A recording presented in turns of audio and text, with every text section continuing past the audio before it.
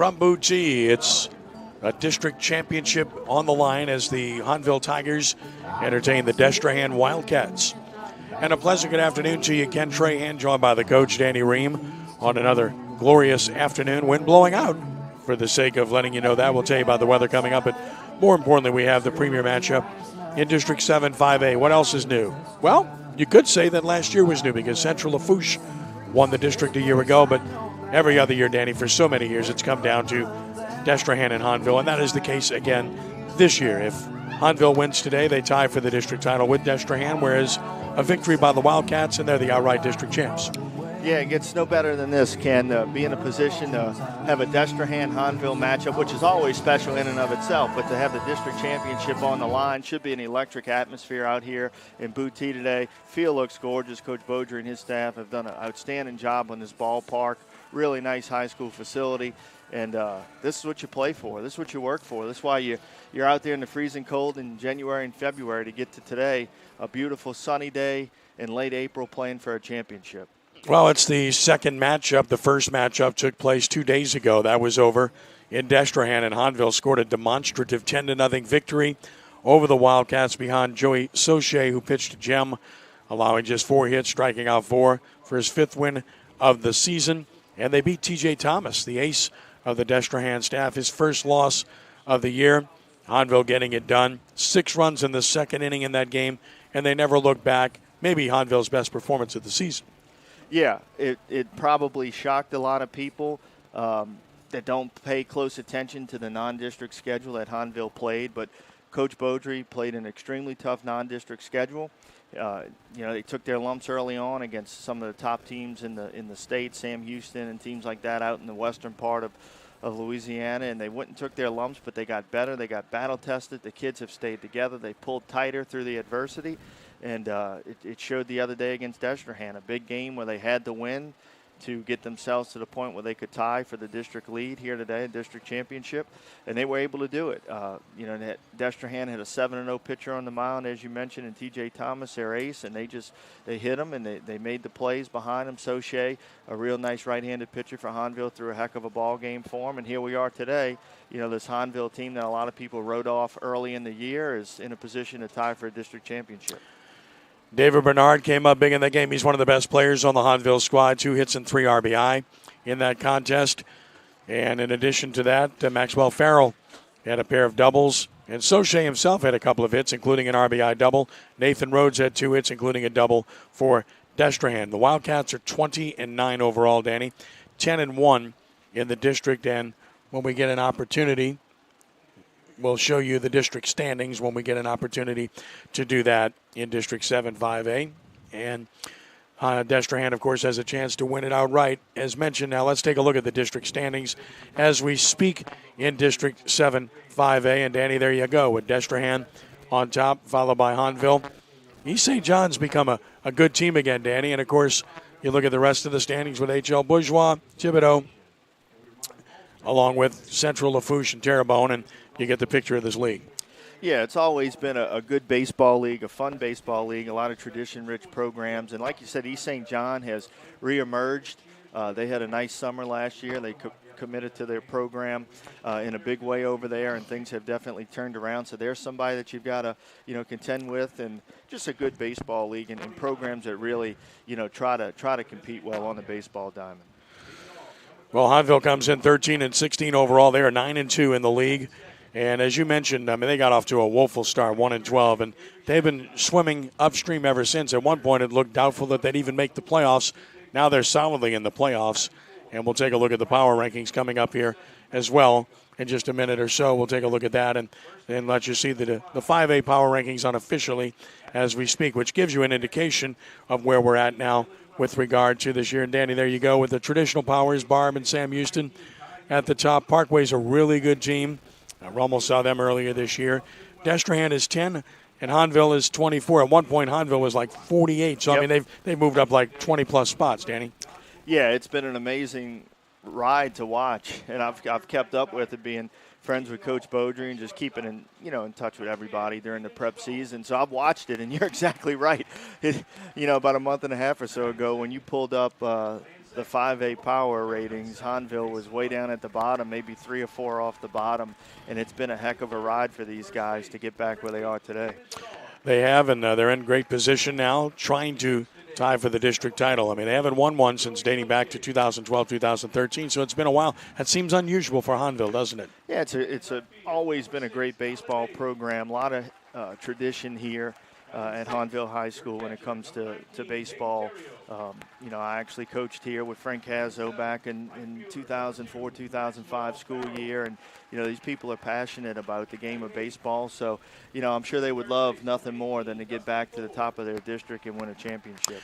Hahnville will be in their home whites today, purple numerals, gold trim, and their white caps with the purple bills. Destrehan will be in their road grays today with the maroon numerals and stripes down the pants, and their maroon caps as well. Destrehan under the tutelage of Chris Meir, who does a great job, and Hahnville under the outstanding efforts of David Beautree. We pause now to honor the United States of America as we will have the playing of our national anthem.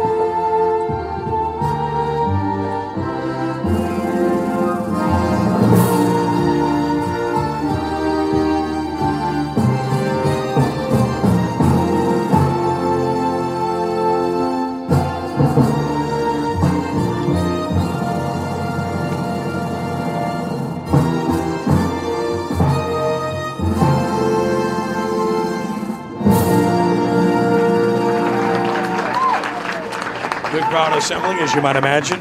Ken Trahan, Danny Ream with you as Hahnville hosts Destrehan. Let's set the starting lineups for this afternoon's contest. First of all, for the Wildcats, leading off at second base, Amon Morris. Batting second at third base, Avery Scheck-Snyder. The shortstop is T.J. Thomas.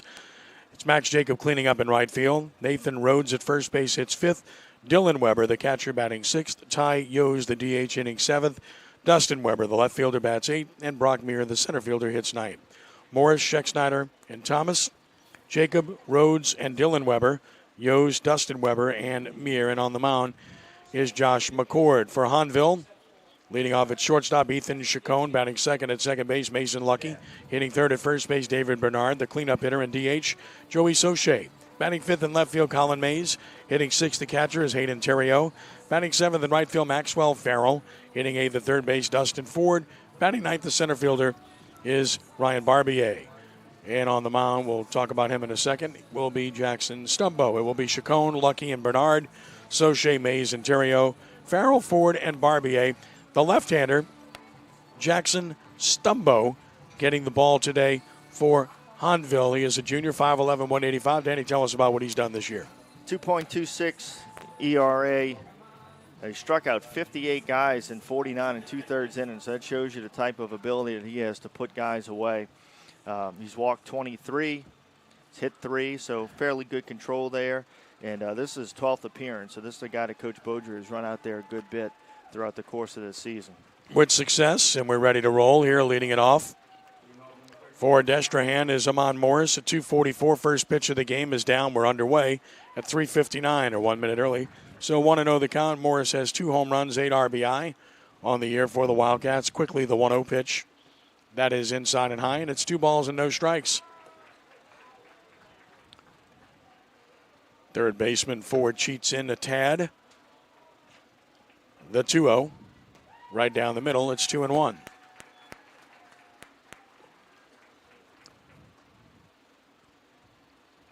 And now the 2-1 pitch on the way. That's a little bit high, and it's 3-1. So 3 balls and 1 strike. Morris wants to make Stumbo come into the zone here. And he's high, so the leadoff man is aboard with a walk to get things started. Morris trots to first. Well, always tough when you let that leadoff man find his way on there, so we'll see if Stumbo can pitch his way out of it. See if he can try to roll a ground ball on his infield. But speed on the bases already for Destrehan with that leadoff man reaching. Avery Scheck-Snyder, the third baseman, at 163. No homers and 8 RBI. Right-handed hitter. Speed at first. Morris a lead. And the pitch. That's sailing high as well. So thus far, Stumbo is up with most everything he's throwing. Yeah, he's missing up with all of his pitches right now, so needs to make an adjustment. Might have something to do with not being totally loose yet either. 1-0 is in there for a strike called. It's 1-1. You could see him really think about it a little bit right there and really drive down through that fastball to get it lower in the zone. So he's trying to make the adjustment. You could see it very easily right there on that fastball. From the belt to the plate. Strike called, and it's 1-2. 5 stolen bases for Morris on the season, but he's been caught 4 times. Neither one of these teams runs a bunch. 1-2 the count.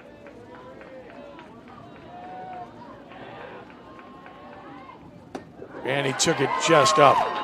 Appeal, no call, and it's 2-2.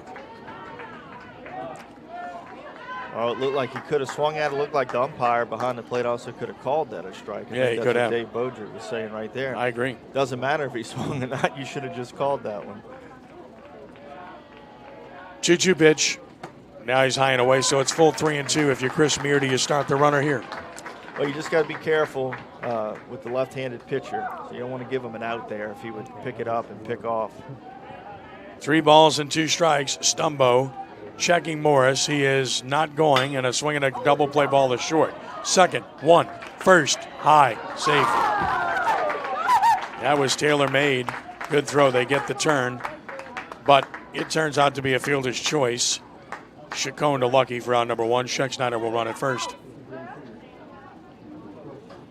Dave Beaudry talking about interference, about the runner not getting down, and he's out. He's out, and here comes Chris Muir. Beaudry appealed the case. See if we have a chance to see it again. Interference to call, and that's all about the runner not getting down, Danny. And obviously that's what's going to happen. Chris Muir is complaining, showing the slide path of his player, saying he did get down. That's what he's pointing to right now, saying he slid, look at the spot, and if he slid, therefore he wasn't interfering with him by being mostly upright. That's what the call would be here. Well, the Hahnville dugout threw their arms up and put on a pretty good show right there, so there's a chance they bought that one. Chris Muir's not happy at all. No, it turns out to be a double play and 2 gone. Now T.J. Thomas will bat. Thomas at 270, no homers and 14 driven in. And now Chris Muir is still making his case to the base umpire. Very unhappy. And understandably so, because as you said, the call initially was safe, and Dave Beaudry came out and pleaded his case, and only then was the call changed. Right. Both coaches are doing exactly what they're supposed to do. Normally that stuff is called instantly by the umpire. Normally that's a call where he sees it, he makes the call, and there's not a whole lot of controversy about it. They'll call those automatic double plays on their own. This one was kind of made after the fact, and I think that's the reason that Coach Muir is so upset. T.J. Thomas takes a strike. It's 0-1. Thomas, the fine two-way player at 270. No homers and 14 driven in for T.J. Senior. Fouled over toward the Hahnville dugout. It's 0-2. Controversy right away in this very good, very heated series. Great rivalry. 0-2. Way outside and high. Well, and that's the great thing about putting a left-hander on the mound is the reason that Destrehan hadn't run yet with their leadoff man reaching is because you're facing a left-hander. It's tougher to run. 1-2 is beat on the ground is short. Picked by Chacon. His throw is there, and the inning is over. Nothing across for Destrehan. The double play factors in. On to the bottom of the first with no score. We'll keep it right here. So Stumbo struggle with his command early, but then managed to find himself, Danny. Sometimes it takes, a few pitches, a hitter or two to get yourself in the groove. Yeah, you've got to be careful with that as a starting pitcher. You've got to know your routine, know what is needed to get yourself ready to pitch right from the beginning, because you see it a lot of times. Really good arms on the mound. Teams can get some runs against them in that first inning, sometimes even that second inning. But once they settle in the game, it becomes very, very difficult.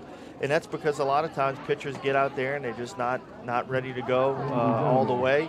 And you can get to them. They don't have their best stuff. And that's what happens in a lot of cases. The biggest thing there for Stumbo was being the left-hander. Destrehan didn't run on him because of that fact. And it kept that double play in order, and they got the double play ball. And for better or for worse, Coach Beaudry was able to get that call for his club.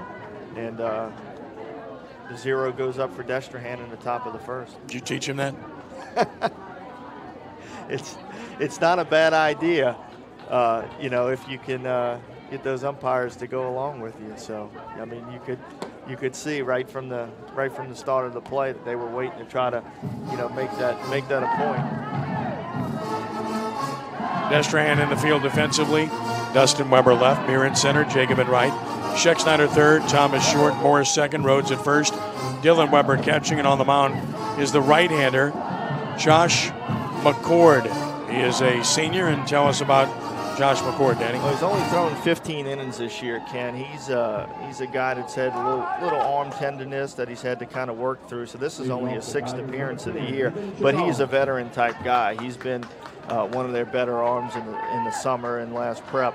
So he's a guy that knows how to be out there in a situation like this and knows how to perform. He's got a 1.87 ERA. So when he has been out there this year in those 15 innings, it's been very tough to score against him. He's got 13 strikeouts in those 15 innings as well, and only 5 walks. So throws a lot of strikes.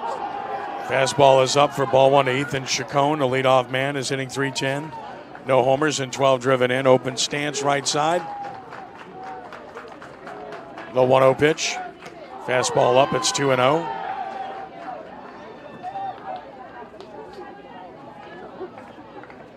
Shade the hitter to hit to the off field. Very shallow and right. Campus ballpark, not as big a dimensions as some we've seen. Strike called, it's 2-1. Nothing like Kirsch Rooney or John Ryan Stadium, but about what you expect on campus in terms of dimensions. 2-1 on Chacon. Next pitch on the way. And he hit his hand, I believe. He did. Foul ball. We called it a foul ball. Hitter holding his hand. If it got any part of the bat, it is a foul ball, even if it got part of his hand. Chacon walks away holding his hand. Dave Beaudry going to check him. Takes his batting glove off. Flexing that left hand. Certainly no padding there, it goes without saying. So Ethan shaking it off. Will stand back in. Catalyst for this club, the sophomore. Settles back in. 2-2 the count on Chacon. McCord delivers. Good breaking ball, struck him out looking. Nice pitch. Nice pitch, right on the outer part of the plate. And that's the ability that he has to put hitters away like that. And he's been out there before, so, I mean, McCord's ready to go for this one, you can bet. Mason Lucky will bat at 282 rather. No homers and 5 driven in for Mason. 6 foot, 155-pound junior. Waves that bat. First pitch. Right down the middle. It's 0-1. Weather conditions. Cloudy to mostly cloudy. 78 degrees. Relative humidity 64%. Wind is a factor. It's out of the south-southeast at 12, blowing out and toward left. Down and out, skips away. It's 1-1. And Danny, that matters because the dimensions are reachable here. You're talking about 315 down the lines, 340 to the gaps, and 355 to straightaway center field. Yeah, the home run is definitely part of the game here, and that's good. I like parks like this where, you know, you've got that home run element. Some of these parks that high school teams have to play at, they're just so big, the home run really isn't part of the game, but that is not the case here at Hahnville. A ball and a strike, and down and away, it's 2-1.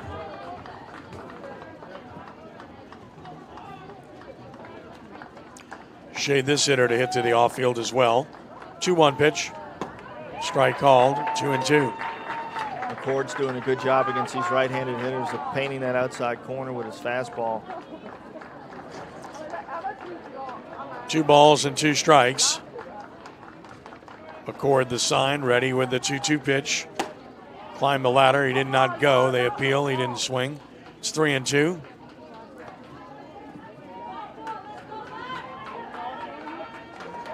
Lucky standing back in.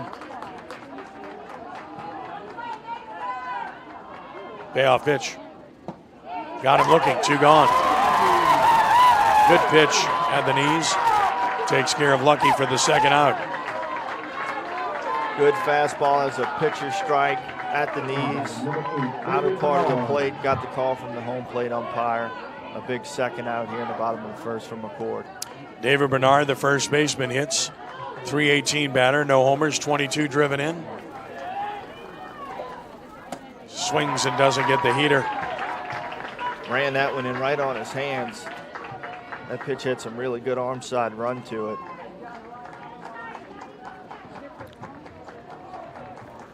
No balls and a strike. And another. Popped him up right side. First baseman has a play. Just fair. Rhodes the catch. Very solid start for Josh McCord. Up and down go to Tigers in the first. We go to the second inning with no score from Hahnville. And this is the best of high school baseball at CrescentCitySports.com. We're back in just a moment.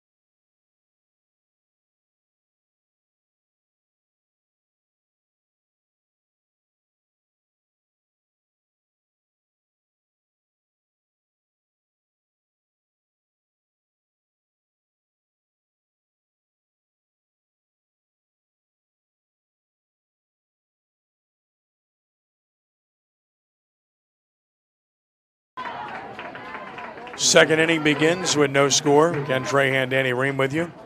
And here in the second inning for Destrehan, Max Jacob will lead it off. Stumbo pitches, and he is over, but I guess low. 1-0.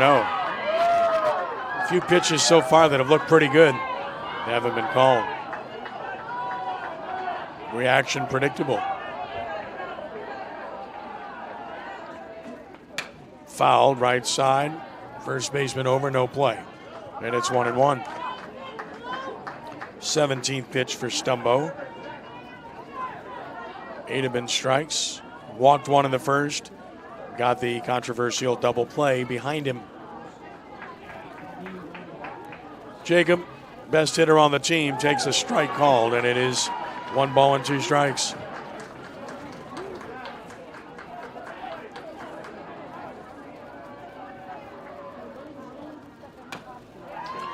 And hanging in there.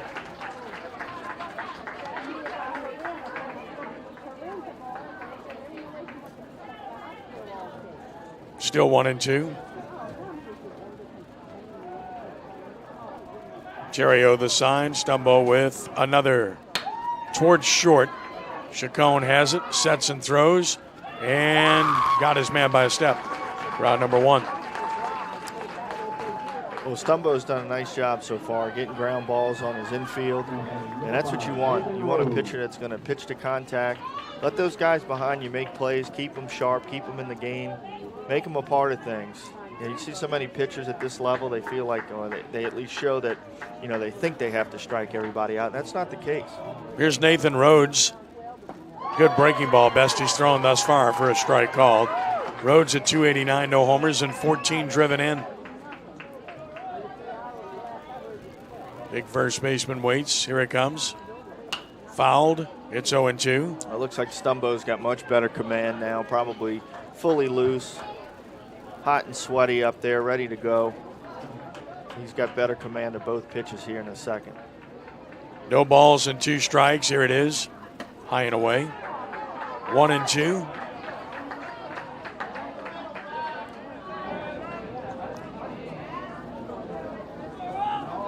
Rhodes, slightly open stance.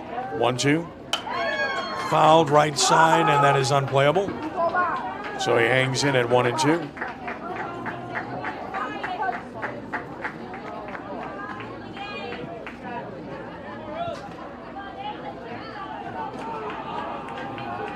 Rhodes back in. Another. Short center, second baseman on the outfield grass has the play. Making the catch is Lucky. Round number 2. Now 4 in a row set down by Stumbo. Dylan Weber will bat. 246 hitter, no homers, and 11 driven in for Dylan.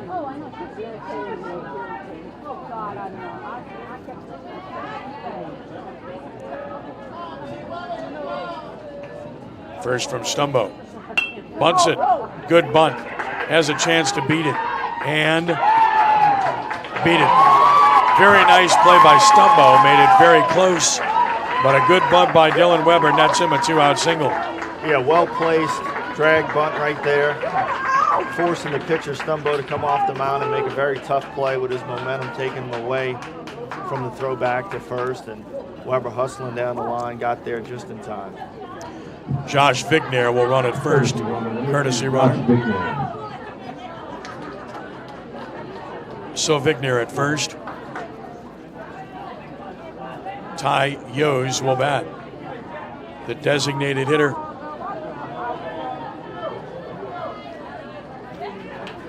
Yos at 145, no homers and 6 driven in. There goes the runner, good jump, pitches high. Throw down, will never get him, it's into center field. Stolen base for Josh Vigner. Courtesy runner pays dividends.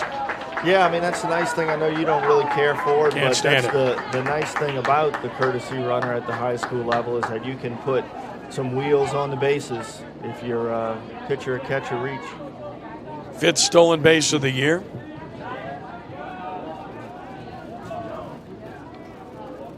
One-0 the count. Swung through it, it's 1-1. I just don't think it's baseball. I mean, all these courtesy runners, free substitution, a guy can re-enter the game. Starter can re-enter. It's ridiculous. I mean, come on, man. 1-1 the count. 2-1. And people say, well, it's not preparing them for the next level. Well, that's not what it's all about. It's about what baseball is and what the game is, what the rules are, how they're constituted, how the game was created. 2-1 the count.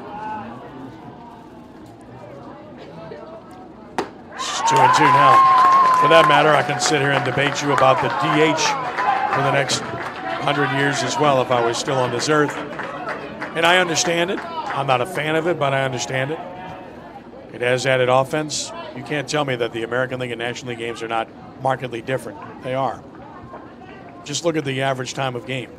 Runner goes, pitches high, throw to third on the money. He's beat at third. Great throw by Terrio. Takes care of Vigner, and that's the end of the inning. In the inning, no runs and a hit, 1 man left, or rather nobody left. Let's go to the bottom of the second with no score from Hahnville. And we're back in just a moment here at CrescentCitySports.com.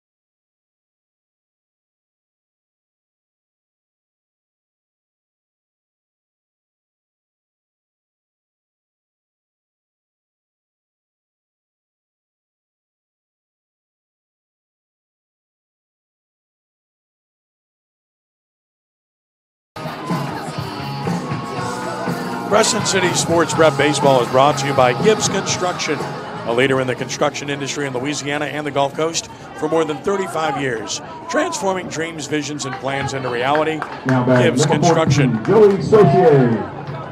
Bottom of the second, no score. Joey Saucier, the DH, leads it off. 278, 2 home runs, 22 driven in. Pitch is high for ball 1 from Josh McCord, who set them down in order in the first.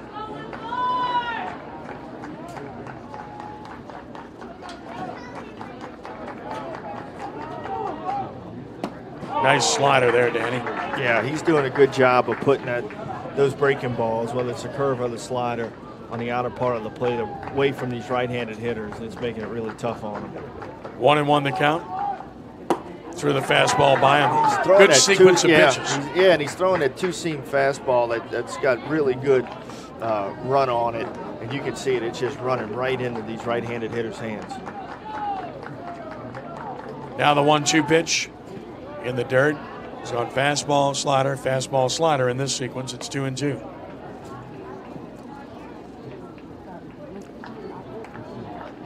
Saucier's been outstanding as a two-way player for the Tigers. And here's the 2-2.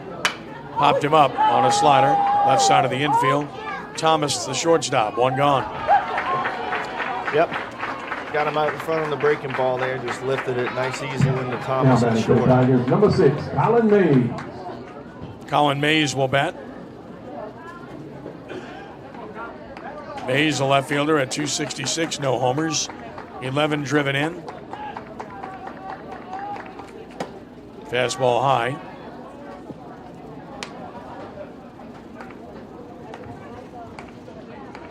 Destrehan team ERA is 2.77.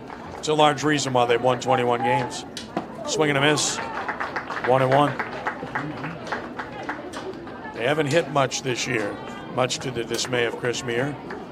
Just 229 as a team, so they play lower scoring games.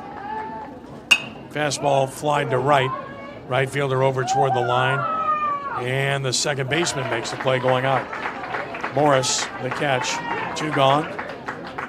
Jacob looked like he was fighting it a little bit, trying to find it. Morris got there. 19, no problem. As long as somebody takes charge and makes the play, that's the main thing. Hayden Terrio, the catcher, bats. 186, 2 homers, and 14 driven in.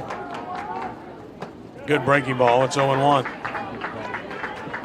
It's a nice tight breaking ball that McCord throws. What I mean by that is it's not a big 12-6 curveball. It's got tight movement, enough to really distract a hitter. Fastball hit him, trotting to first. Terrio, first base runner for Hahnville. Fastball ran in on him. No chance for Terrio to avoid it. He's aboard with 2 outs. Took one for the team. It's easy for us to say. Doesn't feel good to get hit by a fastball. Yeah, and that's part of throwing, on the inner third like McCord's doing. He's trying to own the inner third of the plate, and it's helping him when he's able to go away with the off-speed stuff. So it's a good sequence of pitching, as you mentioned, but that's going to happen every now and then when you're trying to command that inner third. You're going to hit a guy or two. Here's Maxwell Farrell taking it outside for ball 1. Farrell, 355, a homer, 15 RBI. Really productive hitter hitting out of the 7th slot. Left-handed hitter out of a crouch, open stance.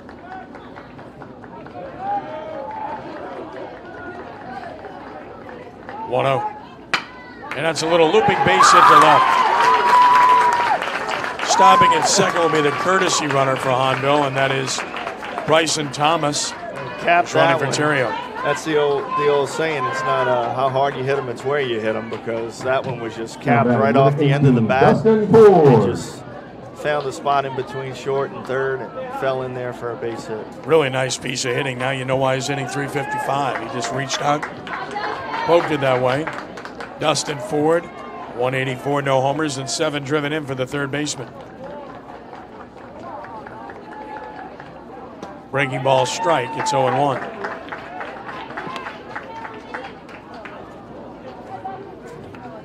Hahnville with its first 2 base runners mounts its first threat with 1 out here in the second.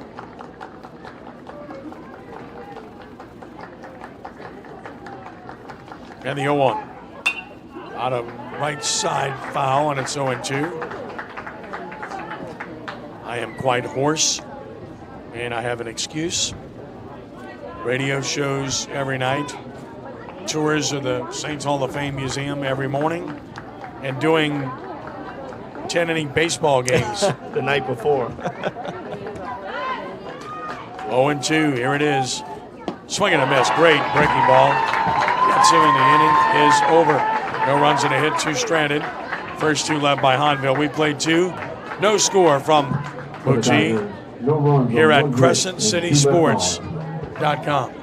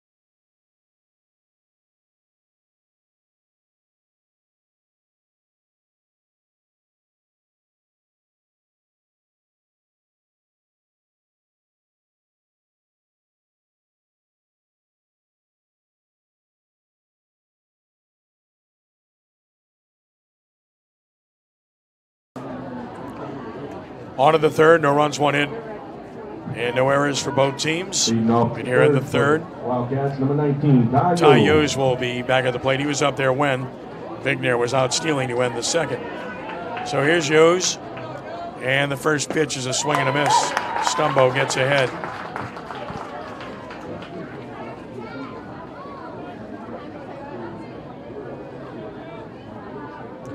.32 pitches for Stumbo, and his 33rd is down and out.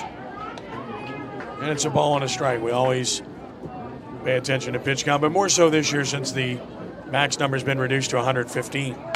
Pop foul back and out of play, 1 and 2. I've seen that come into play in the last 2 or 3 games I've been involved in doing. Never more evident than the game I did last night. Here's the 1-2 pitch. Breaking ball got him looking. What a nice pitch by Stumbo. Breaking ball took something off and it dropped in there. For out number 1. You can change speeds on your breaking ball as well, can't you? Yep, absolutely. And he's settling in very nicely for Hahnville. I'm sure Coach Beaudry likes what he's seeing now, that this young man is loose and ready to pitch a big baseball game here today for his club. Swing and a foul tip. 0-1 on Dustin Weber. And with those pitch counts, like you mentioned, I mean, they're just making it where, unlike ever before, you have got to be willing to pitch to contact. Now it's 0-2. Got to be willing to get those quick 1-2 pitch outs by pitching to contact now with these pitch counts if you want to stay in there and throw a complete game. And the 0-2 towards second base. Nobody there to cover, and he's safe. Base hit. First baseman Bernard committed a little bit early. Now you want to be aggressive and go get everything, but that ball was heading to second base from the get-go. First baseman should have stayed home, but then the pitcher's got to get there as well. Right. Well, the pitcher's always got to get over. Ball on the right side of the infield. Start over there because if you need it, that's the only way you'll be there. You got to get started. You can always stop. But then from the first baseman's standpoint, he's got to make that read there. Can I go get it and get back to the base myself? If not, he's really got to let that ball go and hope that the second baseman can make the play. Here's Brock Meir, the center fielder. Bunts it, and it is foul. This is a great field to bunt on. Grass surface infield. You get that ball deadened, it's going to stay fair most of the time. That time he started it pretty much foul. It's 0-1. This is a great rivalry, one of the best in Louisiana. I feel so blessed because in 2 days I've been part of what I think are 2 of the best baseball rivalries, not just now, but in Louisiana history. Destrehan, Hahnville, and Jesuit Rummel. Move to first, runner back. That whole Jesuit Rummel dynamic's amazing. I don't think I've ever seen anything like it in high school baseball with so many epic extra inning games over an extended period of time. It just keeps happening every time they get together. Yeah, I was picked him off. He's out. Got him leaning. Danny, left-handed pitcher. Talk about that because you said they'd have a tough time running early. Yeah, it just makes it so difficult. And Stumbo's got a nice move there. He showed it. Keep an eye on those guys, and you really got to use that ball pass face terminology, where you just got to sit there. If you're not running on first move, you got to sit there until you see the ball pass his ear, to where that ball is absolutely going to the plate right there. Got into a guessing game with him. When you get into a guessing game with the left-handed pitcher, that's exactly where they want you. Now 0-2 after a good breaking ball. And he chops it toward third. Nice pick, short hop forward. Strong arm to take care of Mir. No runs in a hit. Nobody left. Destrehan's lost 2 on the bases. Bottom of the third coming with no score. Back in a moment here at CrescentCitySports.com.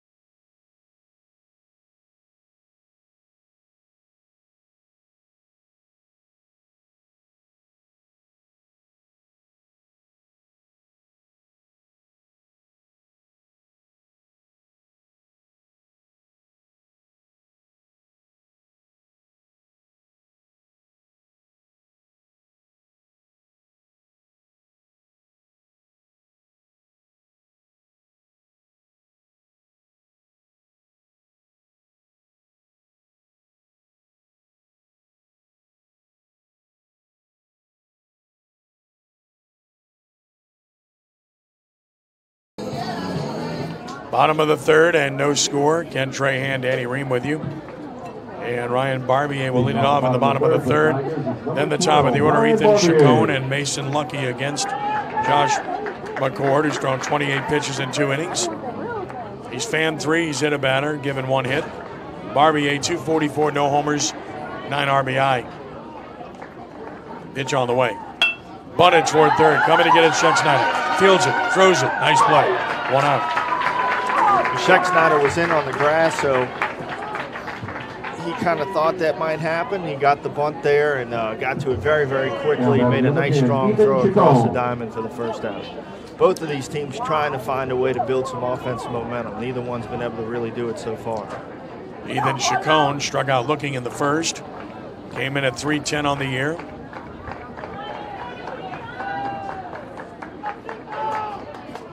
Down and out with a hook, 1-0. Getting back to that theme about that rivalry with Rummel Jesuit, you were part of that as a player, as a coach. You've coached kids from both sides, and to see those games that are played like that every year, I don't know that I've seen any rivalry like that with the way the drama that's unfolded with all these one-run games, walk-off games, extra inning games. Yeah, it's pretty special when those two teams get together. Two programs with unbelievable history in the game of baseball. And I just think what happens is there's a natural rise in the level of play and the focus on both sides and what that game means. Just like when Hahnville plays Destrehan here today, there's just a different feel about some of these rivalry-type games. And the young men, step up their game and they step up their focus and they're ready to compete and they make plays and they do things that they may not normally do. Chacon 3-1 waiting, and here it is. Strike 2 called. It's 3-2. I'm sure you were laughing last night when you saw this thing was 8th inning, 9th inning, 10th inning. You've been there before. You've called a whole bunch of those, including that 18 inning game in 2012. Payoff pitch. Strike 3 called.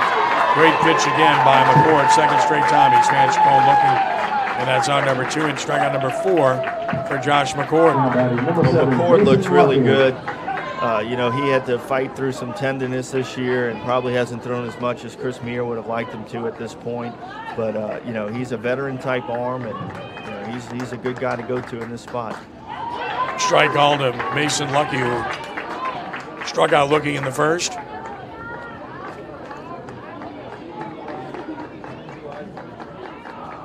Oh, 1.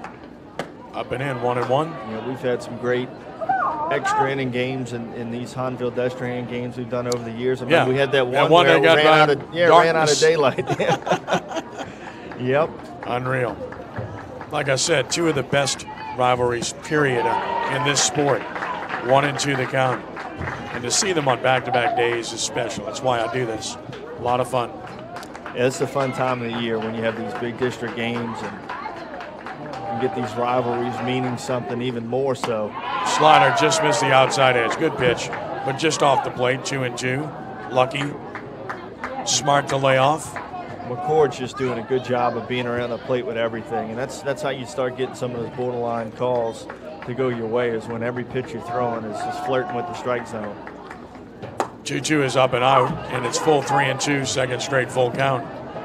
McCord's really got to bear down right here, because one of my pet peeves, and I'm sure it's the same way for a lot of coaches out there, 2 outs, nobody on. You do not want to give the other team momentum when they have none. Payoff pitch on the way. Fastball fouled. Challenged him. Lucky fought it off. Holding at 3-2. It was blowing hard earlier. It's still blowing not as hard toward left and out. Another payoff and another foul. Let's do it again. This will be the 8th pitch of the at-bat. Good at-bat by Lucky. It's nice to get these at-bats early in the game just to help elevate that opposing pitcher's count.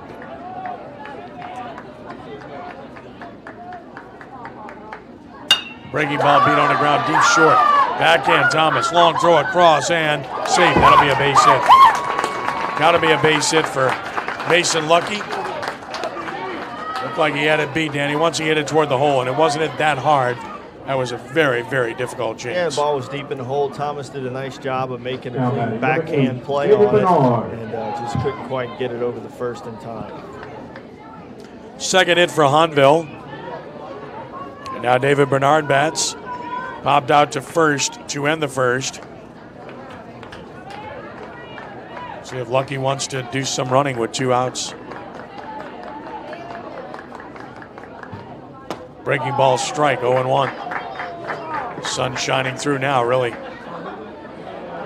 illuminates this playing field, which, as Danny mentioned, is in good shape. Dave Beaudry's done a great job with it. I told him that infield grass looks so nice, I might go take a nap. 0-1. Another good breaking ball strike called, 0-2. Unlike certain coaches, you're a coach, you don't eat grass though, right? No, I didn't think so. I've never eaten it. Just making sure. No balls, 2 strikes. Bernard takes it down and out. Nice block by Dylan Weber. And it's 1-2. Shifted his entire body very nicely in front of that ball. Like to see that from a catcher, rather than stabbing at the ball. Bernard steps out. He's had a really good season. The senior waits. The senior McCord stretches. Steps off. That's a good job there by McCord. Just to step back, let him know you're thinking about him, because obviously this is a spot where you may run to try to get that guy in the scoring position, see if you can get a 2-out clutch hit.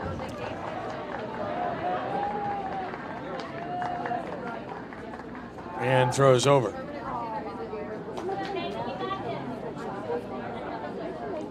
Regular season winding down for everyone. 1-2 the count.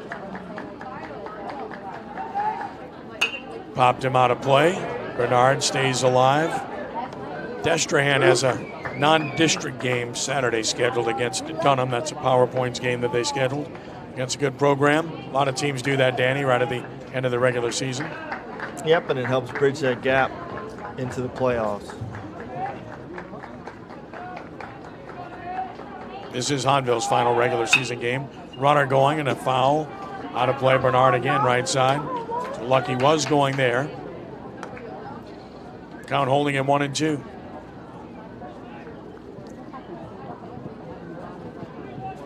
Showed you the unofficial power rankings earlier. We'll go over that again with you. 1-2 the count.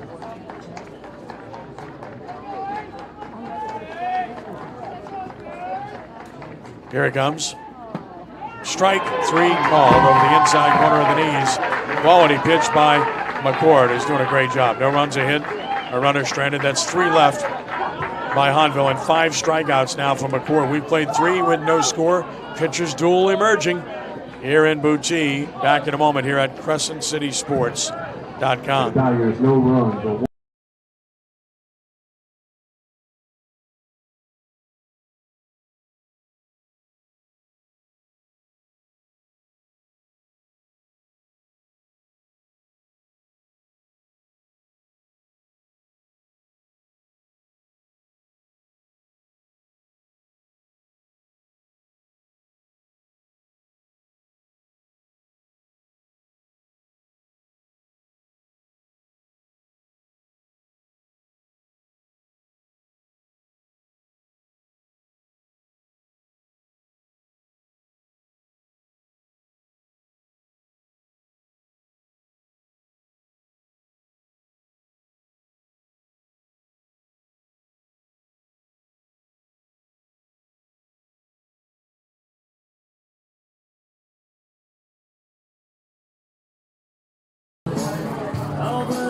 Fourth inning begins. No runs, 2 hits, no errors, both sides.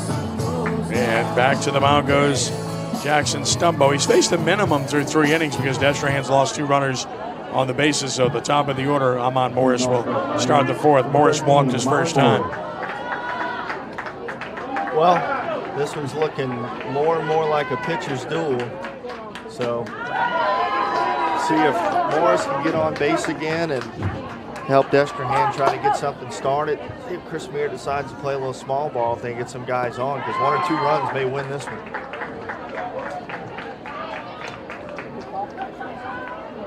Morris has mentioned his first time up, walked.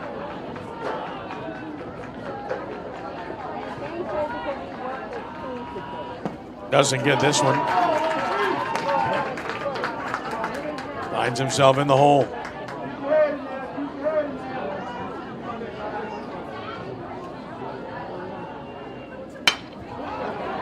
And that's a base hit. They toward the gap. Hung the breaking ball, Ken. It floated right out over the plate. Morris did a really nice job of hitting that one out in the right center.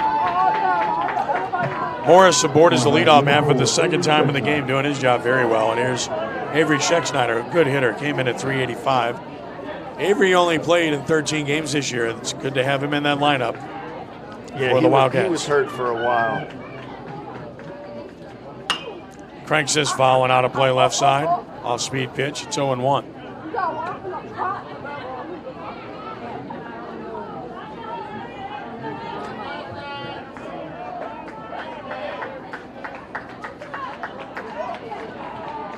Scheck-Snyder waits. Stumbo to first, had him picked off, throw was high. Again, runner leaning the wrong way.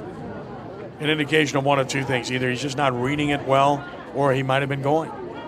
My guess is it's probably not reading it well. Draws another throw. This is the Sunday move on a Wednesday. Of course, Sunday's Easter. Happy Easter, one and all.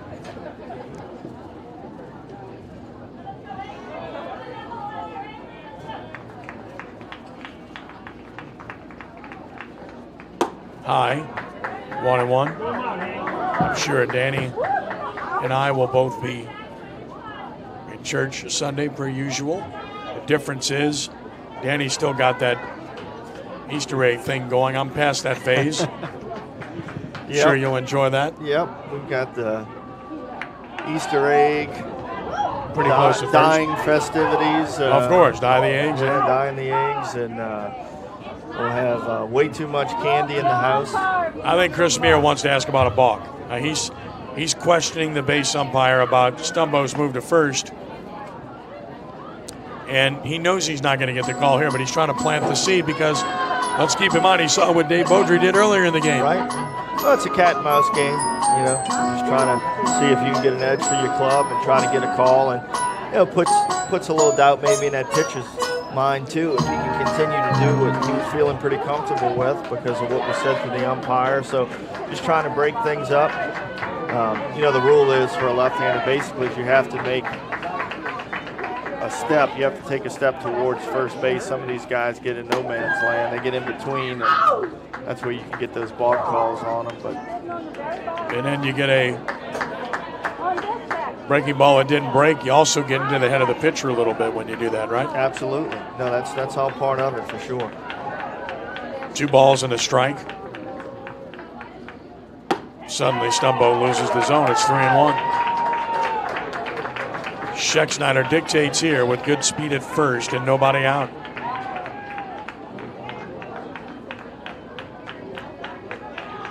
And the 3-1. Challenged him. It's full 3-2. Fastball up in the zone. Out of portion. Right through it. Center fielder's playing him over toward left center. Right fielder playing him as a pull hitter as well. Payoff pitch, runner not going, and a foul. He waited on that breaking ball, but fouled it off. Again, second time through the lineup, you got a better idea as a hitter about what to expect. 3 balls and 2 strikes. Toward third, foul. Holding 3-2. Good play, coach. Holding 3-2.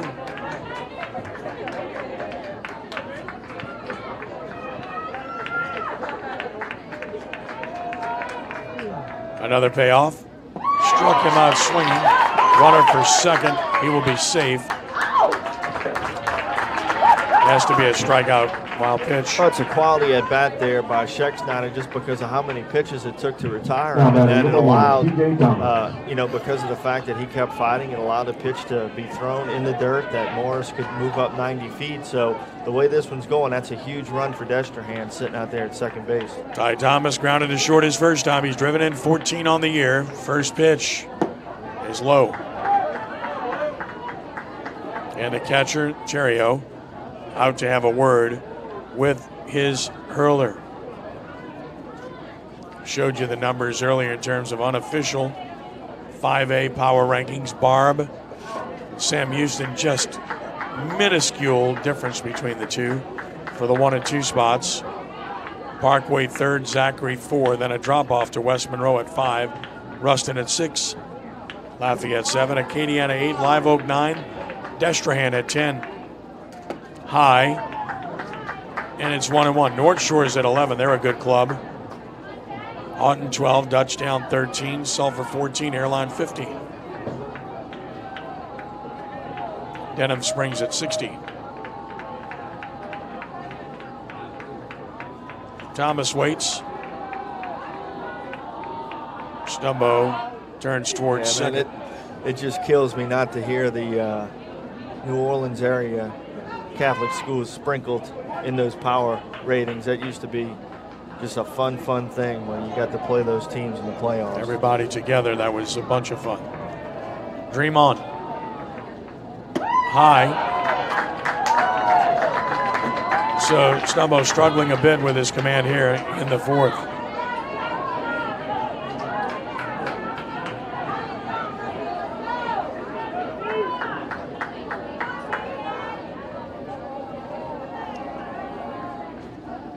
And he walked him on 4 pitches. Thomas aboard, 2 on, 1 out. Big chance for the cleanup hitter, Max Jacob.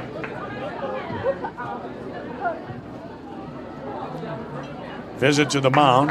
With that, Crescent City Sports Prep Baseball is presented by Ye Olde College Inn and Rock and Bowl. College Inn, a true New Orleans farm-to-table restaurant, open Tuesday through Saturday for dinner. and the home of the New Orleans Prep Sports Hall of Fame, Ye Old College Inn.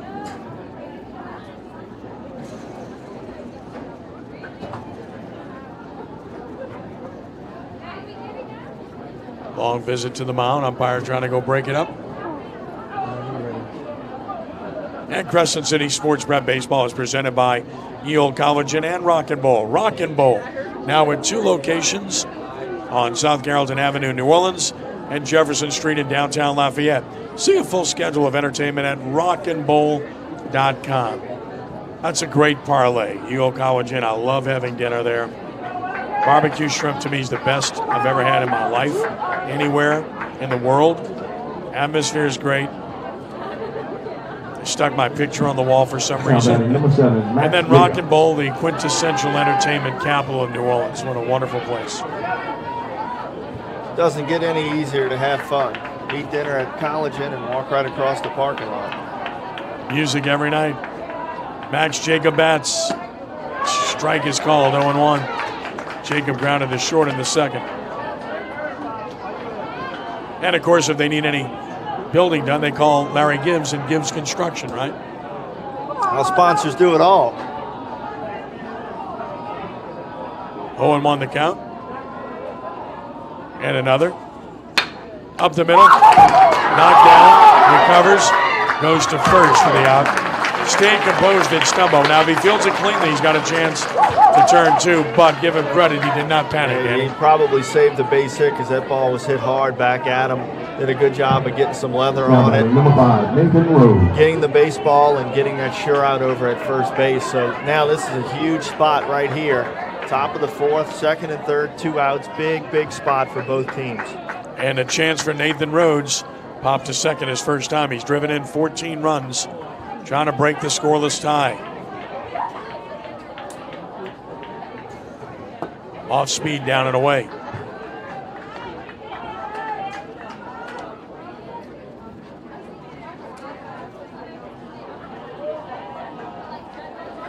Several reports, including by Lenny Van Gilder, that Baton Rouge native Scott Woodward will leave Texas A&M to replace Joe Oliva, his AD at LSU.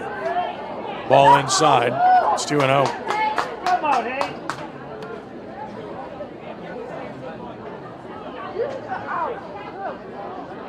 Not sure what's going on here.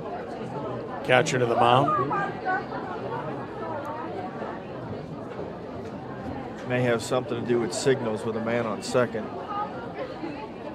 Making sure they're on the same page with what they're going with. Likely. 2-0 the count. Rhodes in control. He's been behind hitters in this inning, Danny. Yeah, he has, and Destrehan, to their credit, they've done a nice job of laying off the borderline pitches and putting something together here. 2 balls and no strikes. Grounded hard left side, and Destrehan takes the lead. 1 run home. Second runner for the plate and stops on a good throw by the left fielder, Mays. It's 1-0 Wildcats on an RBI single by Nathan Rhodes. His 15th RBI. That's the big 2-out hit they've been looking for.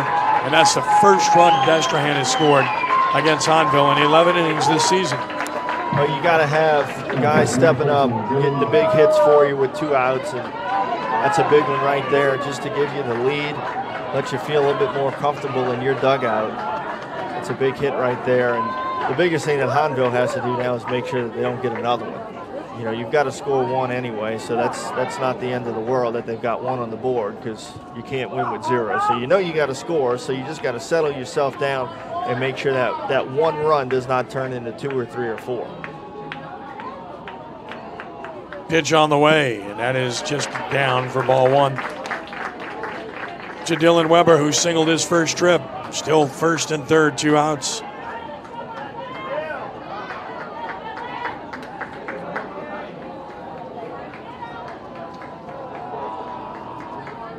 High and away, 2-0. Well, it's a familiar theme this inning. He's falling behind regularly now. No action in the Hahnville pen, so Beaudry is okay with him being out there and fighting through it for the time being. Popped him up right side. First baseman over. Foul territory, no play. 2-1.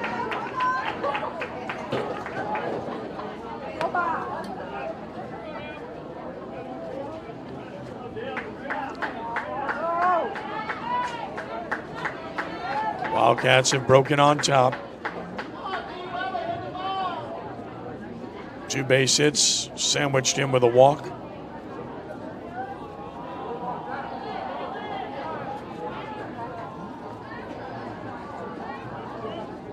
A lot of time here between pitches. Now Weber is in. 2-1 the count. Pitch is on the way. Runner goes from first. Pitch is high, no throw. Stolen base for Nathan Rhodes. And now 2 runners in scoring position and a favorable 3-1 count for Weber. Second steal of the game for Destrehan.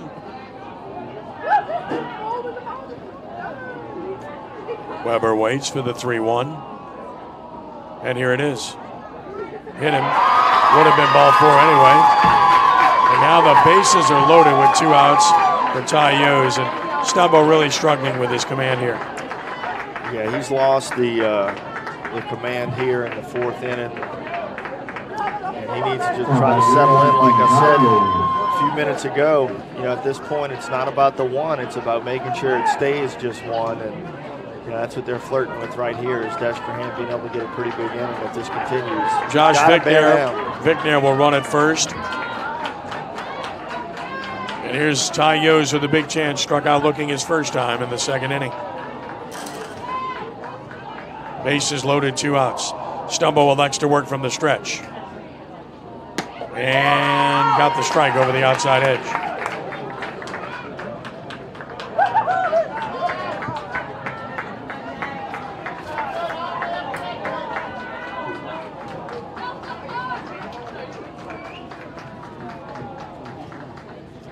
Missing away, it's 1-1.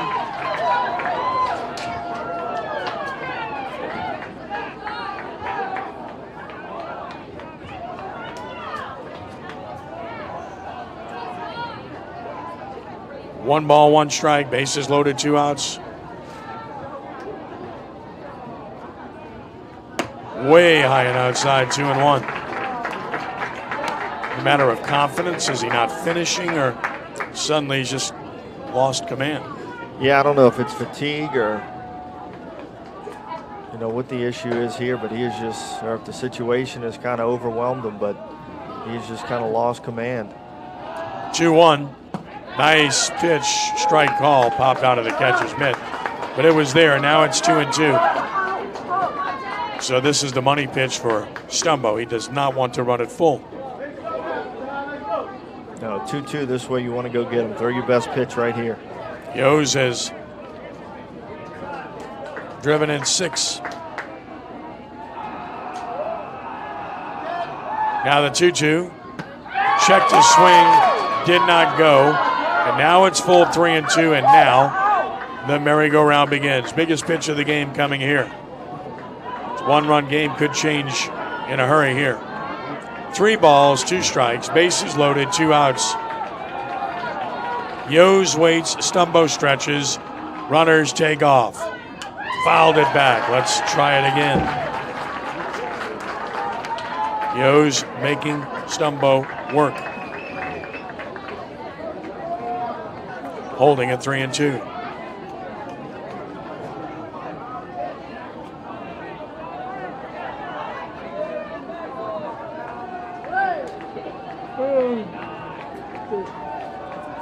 Runners take off again. Swing and a miss. Big strikeout for Stumbo. 1 run in the inning on a couple of hits. No errors. First 3 stranded by Destrehan. Bottom of the 4th coming. It's now the Wildcats 1 and the Tigers nothing. Back in just a moment here at CrescentCitySports.com.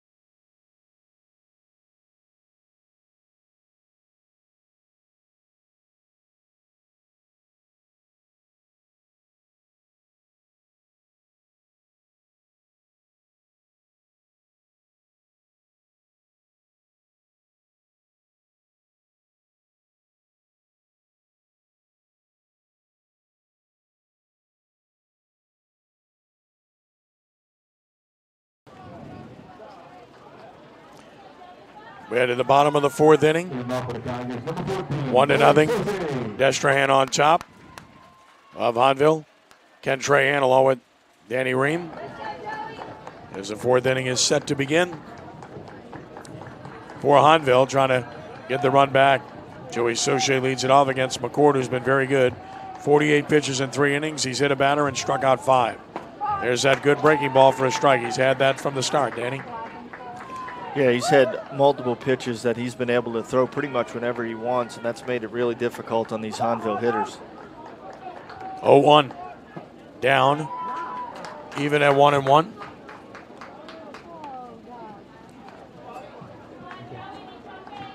One ball and one strike.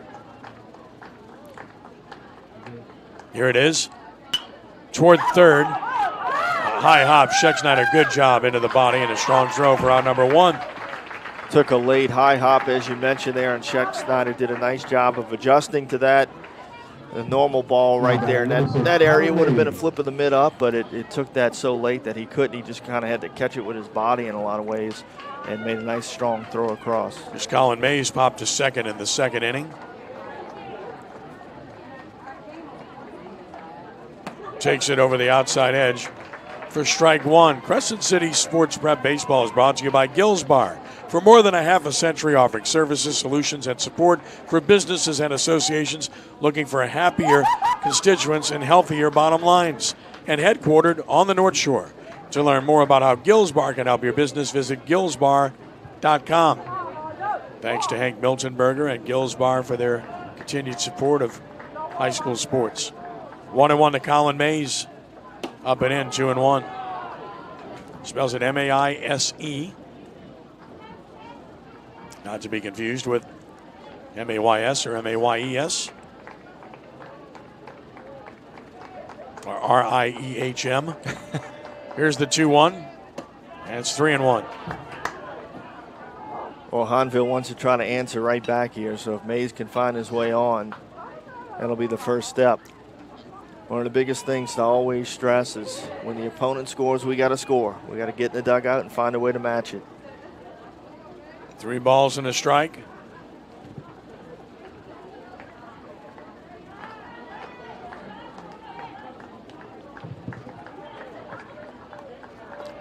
Next one on the way. Ball 4. First walk issued by McCord. A 1-out walk to Mays. Here in the 4th, time run is aboard, and now Hayden Terrio bats. He was hit by a pitch in the second inning. And we'll get a runner at first. Number 11, Bo Melanson will run for Mays. Pitch runner number 11, Bo Melanson. That's Dave Beaudry showing you how important it is to try to match that one run in the top of the frame that Destrehan was able to get. Pinch running for Mays here with 1 out. This is not a courtesy runner. No, this is a pinch runner because he's replacing the left fielder. You're right. Stretch pitch. Fastball, called a ball. I guess low, 1-0. Pretty good pitch from McCord. Again, when he's missing, he's simply not missing by much.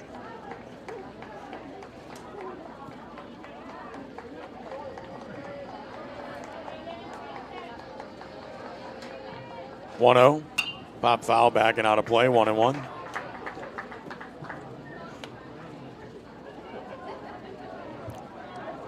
McCord has done a really nice job all day of challenging these hitters.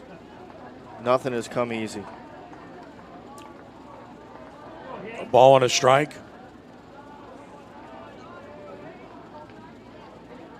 Long look. Toward third slowly, Schexnayder. Bobbles, recovers, throws across, high, safe. That'll be an E5, 2 on, 1 out. Well, the ball was hit soft, and I think that's where the confusion came in for Schexnayder down at third. Was he tried to speed the game up to get the double play started, but the ball really wasn't hit that hard, so having to wait for the ground ball to get to him, he got his body moving a little too fast, and that's why the catch wasn't clean, and after the catch wasn't clean, he panicked a little bit on the throw over the first base, so that's a big break for Hahnville. Chris Meir to the mound just to try to settle things down. Bad break for the pitcher, McCord. Made his pitch. Bryson Thomas will run at first, so you've got 2 different runners on the bases. as compared to who reached. One a courtesy runner. The front end runner is a pinch runner. Maxwell Farrell will be the hitter when play resumes. And a base hit his first time up. As Hahnville tries to answer the Destrehan run.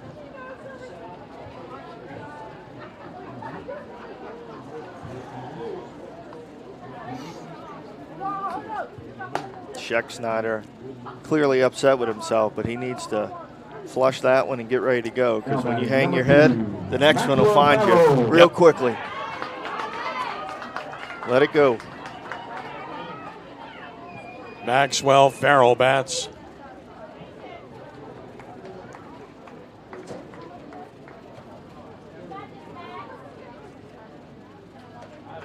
Scheck in on the grass. Wouldn't be a bad idea to try to drag bunt with the left-handed hitter.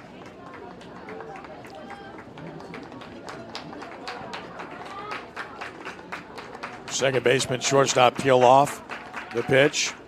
Foul back. He got a pitch hanging up in the zone. Took a good hack at it. That was a pitch to hit, Danny. Yeah, he had a nice hack at it, just a little bit underneath it, fouls it straight back. But he had it timed up. No balls and a strike.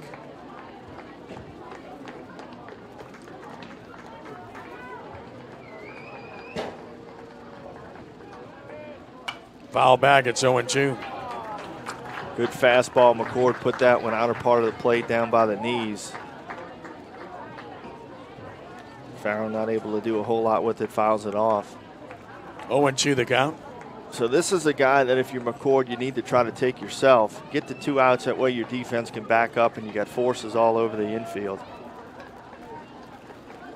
No balls, 2 strikes. Pops it up, foul, out of play, holding at 0-2. Dustin Ford on deck. Bottom of the 4th, 1-0 Destrehan on top.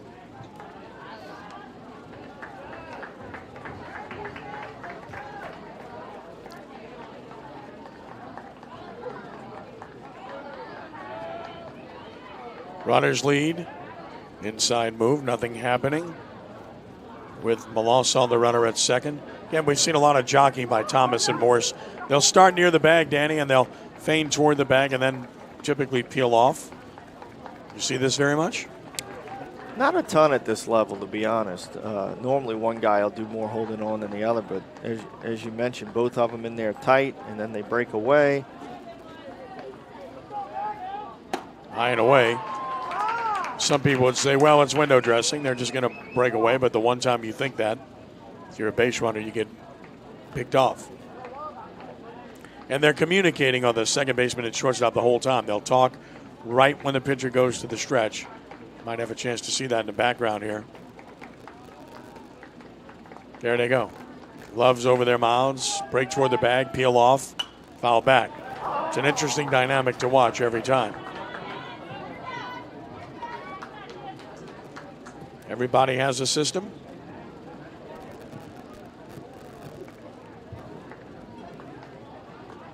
Count remains 1-2.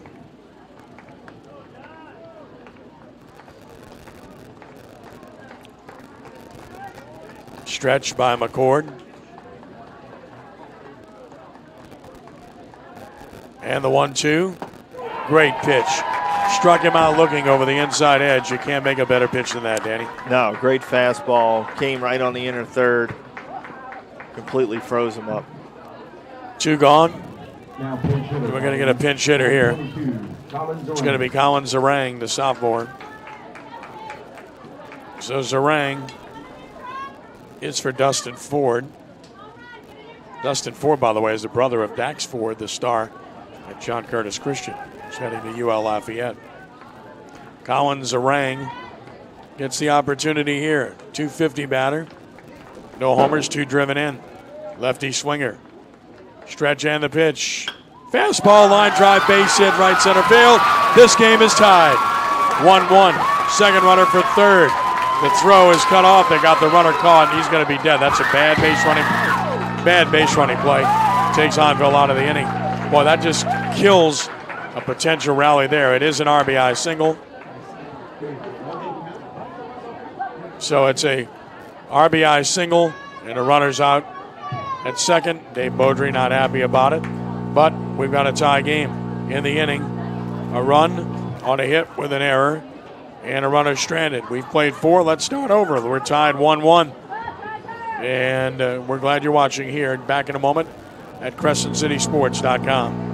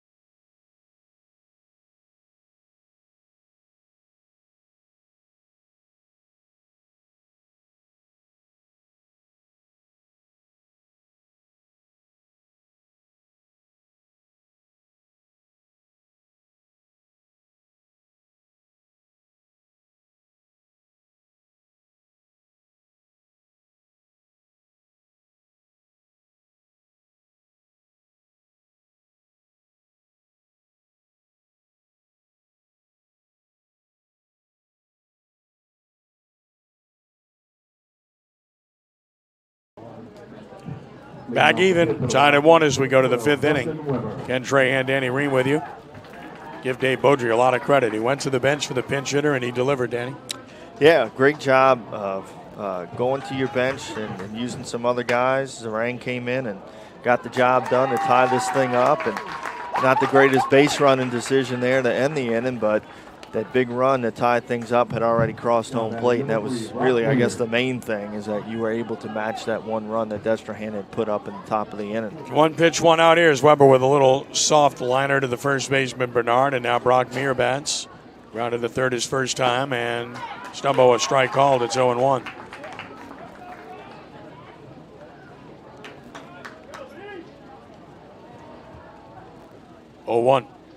Bounced it, 1-1.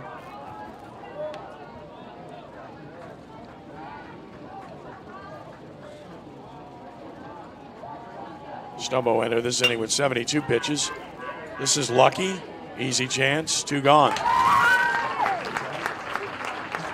And now Amon Morris bats. He's walked and singled and scored the only Destrehan run.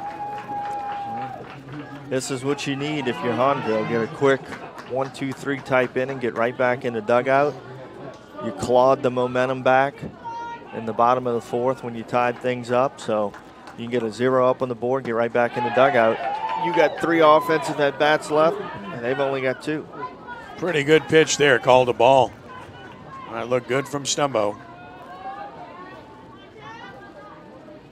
1-0. And it's 1-1. Took something off, had him out in front of a pitch away. 1 ball, 1 strike. Foul back, 1-2. A few other notes in the 5A power rankings. Mandeville at 18, Ponchatoula 22. Mentioned Hahnville at 24. East St. John at 28. 1-2 pitch. High and away. 2 balls and 2 strikes. On the outside looking in, Covington, Slidell, Fontainebleau, Chalmette, but Chalmette looks like district champ, so they'll get in. Swinging a foul tip at the plate. Chalmette a no-hitter yesterday. You can read about it at CrescentCitySports.com. DeBartolo pitched the no-hitter. Ball and 2 strikes. And another. Struck him out swinging. There's the quick inning for Stumbo in the 5th. Nothing across Destrehan. Let's take a stretch from Bucci. What else would you expect? Hahnville Destrehan. We're tied at 1. Back in a moment at CrescentCitySports.com.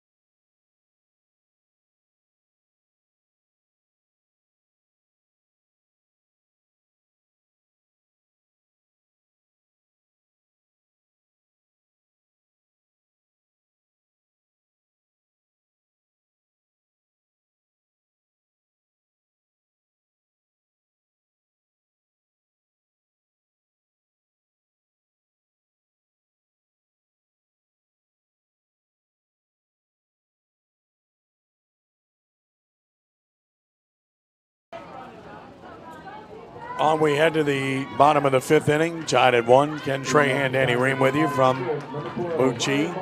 Ryan Barbier leads it off, grounded to third in the 3rd. Facing Josh McCord, who's thrown 66 pitches in 4 innings. He's walked 1, hit a batter, struck out 6. Unearned run in the 4th against him, the only blemish. And it tied the game. Fastball strike, it's 0-1. Taking a look at Division I unofficial power rankings. A lot of tightness there in that whole scenario. 0-1 pitch. Down and away, 1-1. Catholic High has ascended to the number 1 spot, but the number 1 spot's been a battle with 3 teams. Right now it's settling in. Looks like Catholic or Brother Martin will get the number 1 seed, the way things stand. 1-1 pitch. Did he go around? The answer is no. On a breaking ball, it's 2-1. Catholic first, Brother Martin second. St. Paul's solid third. Archbishop Rummel's moved all the way up to 4th. But anywhere from 4 through 9 could change. Swing and a miss, Gas. 2-2. I mean, you're talking about a difference between 4 and 8 of 0.7 of a point. It's that close. Rummel, John Curtis, Bird, Jesuit, Evangel. Right side corner struck him out. Great looking pitch there from McCord. Paint at the outside corner, gets the call. Big strikeout to get things started for Destrehan in the bottom of the 5th. I have a lot of respect for the Catholic program. They're good every year, well coached. Brother Martin is a really good looking team, playing the best of anybody locally right now. St. Paul's is talented. Maybe the most talented team of the bunch. Back in swing and a miss. 2007, our New Orleans Spice 19 and under team beat the Louisiana Irish for the Dizzy Dean State Championship to go to the World Series. And the coaching staff was Brad Bass and Will Davis of the Louisiana Irish. So Brad at Catholic now and Will's at Lamar. So it's kind of neat looking back on those days in 06 and 07 and some of these coaches that were getting going on the summer circuit and head coaches now at the high school and college levels. Ball and 2 strikes. Little action in the Destrehan bullpen now. Gage Harding, a right-hander, loosening. Down with a hook, it's 2-2. It's like action in the Hahnville bullpen as well.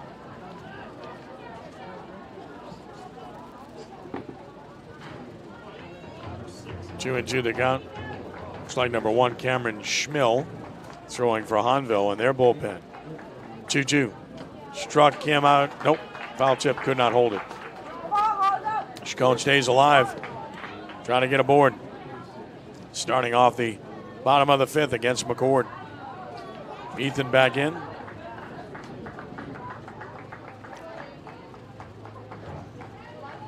Another 2-2. Now it's 3-2.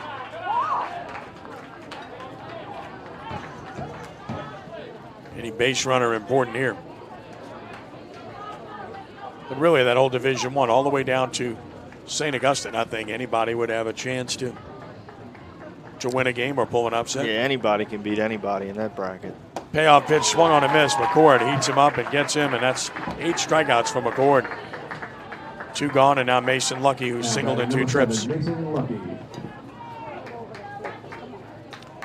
Last couple of years, you had a super team in John Curtis Christian. You don't have that at that particular classification this year.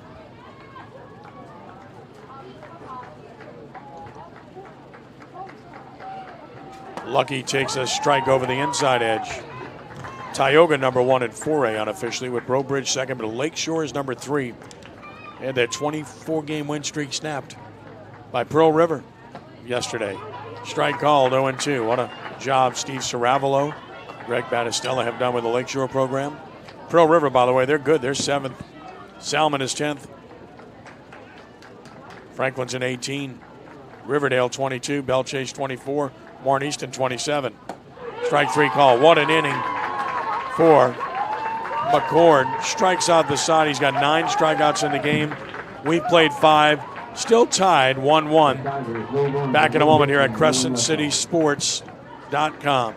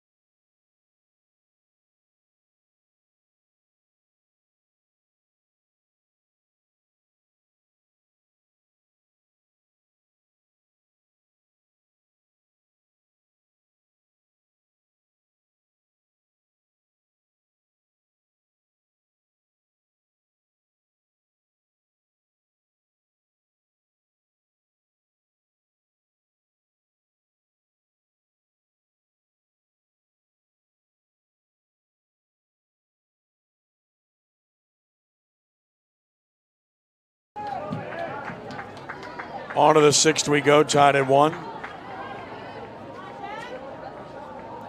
Ken Trahan, Danny Ream with you. First pitch to Schexnayder, down and away from Stumbo, his 83rd pitch of the game.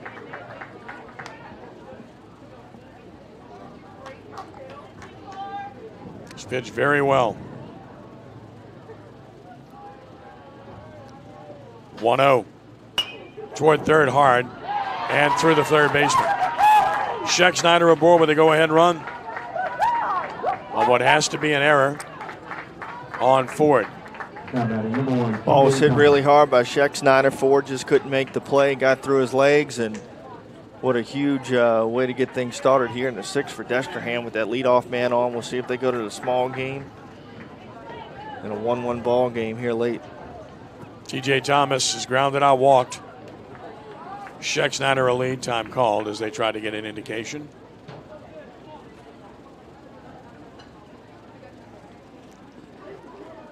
I don't know if he can do it, but a push bunt right here is not a bad idea. You've got the left-hander that falls off naturally towards the third base side. The second baseman's up the middle in double play depth, so if you could get it in the triangle, I don't think there's anybody there to make a play.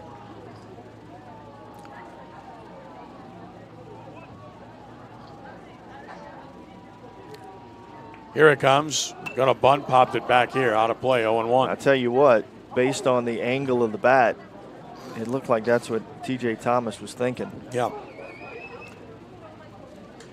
Yeah, you called it. Both bullpens busy. Tied at 1, top of the sixth.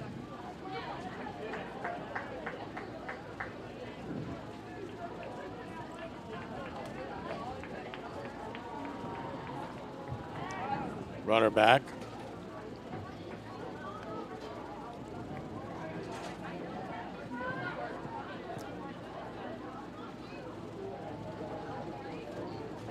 Schexnayder away from first, showing bunt early now, Thomas.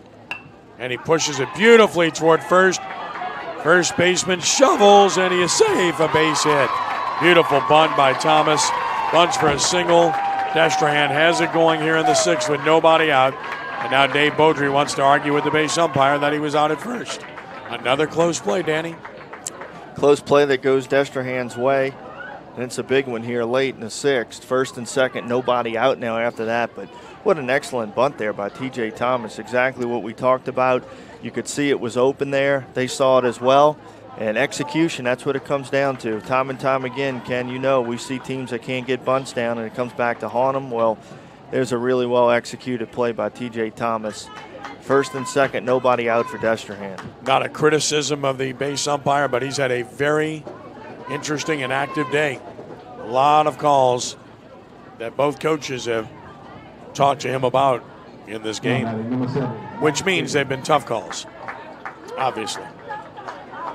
Max Jacob bats in another bunt situation, although he is the cleanup hitter. He's grounded to short, grounded to the pitcher. Got to believe they play small ball here. Think again. Strike called, 0-1. Looks over toward the dugout. I didn't see anything to switch off in terms of signs, although they may have talked about it previously.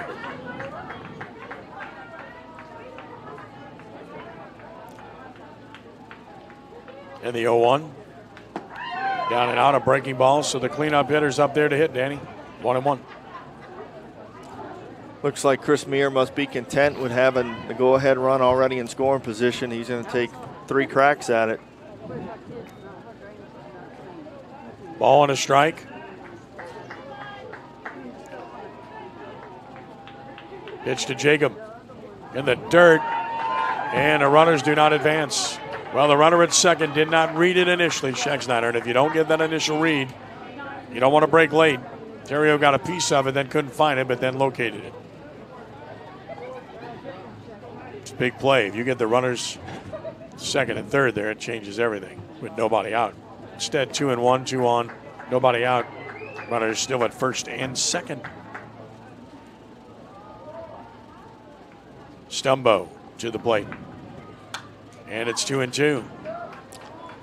Big right here if Stumbo can take somebody himself and have that in and end in double play still in order.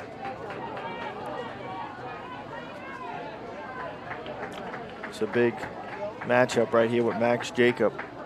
2 balls, 2 strikes. Jacob swings and grounds it towards short. Play to second, they get 1. Go ahead run to third with 1 out. It's best that Hahnville could do there. Chacon to Lucky. Jacob runs at first on the fielder's choice. See how Dave Beaudry decides to play his infield here. Yeah. You got the go-ahead run at third, less than 2 outs. He wants to talk about it. You're in the 6th inning already, and McCord's rolling along, so I don't think you can. I don't know if you can take the chance of trying to turn 2 in the middle. Also depends on how you perceive the speed of the batter. Rhodes, by the way, has a base hit and RBI. Remember, he drove in the run in the 4th inning. Well, no doubt see the corners up. Just a matter of what he's going to do with the middle guys. If he wants to play everybody in and really focus on cutting off that run no matter what, or if he'll take a chance to where if he can get a ground ball to the middle, they can try to turn a double play and get out of here.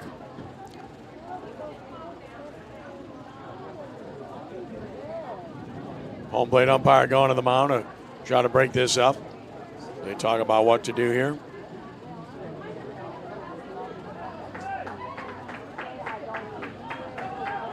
He will break it up.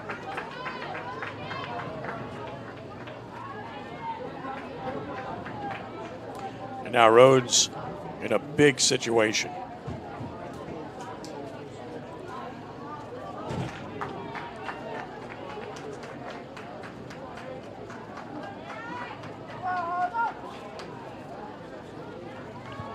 Stands in right side.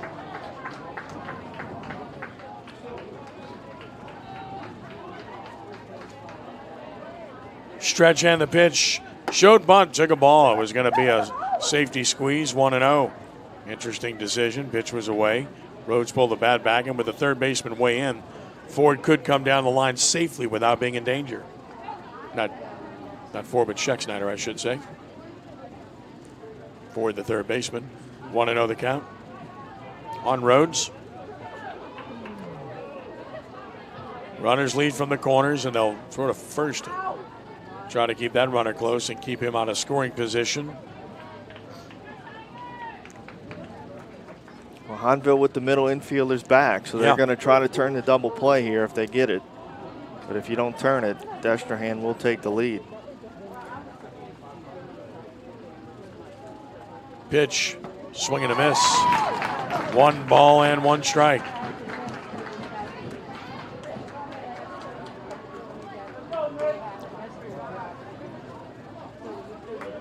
On Nathan Rhodes. Tied at 1 here in the top of the 6th. Kind of game we expected. It's usually what you get when these two get together. And the pitch. Pitch out. Nothing doing, 2-1. Boy, the wheels are turning.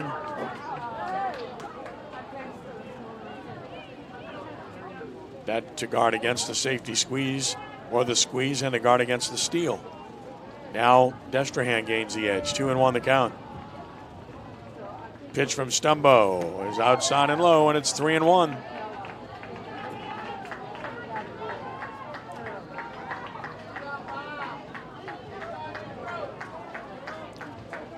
Schmill is thrown in the bullpen for Hahnville.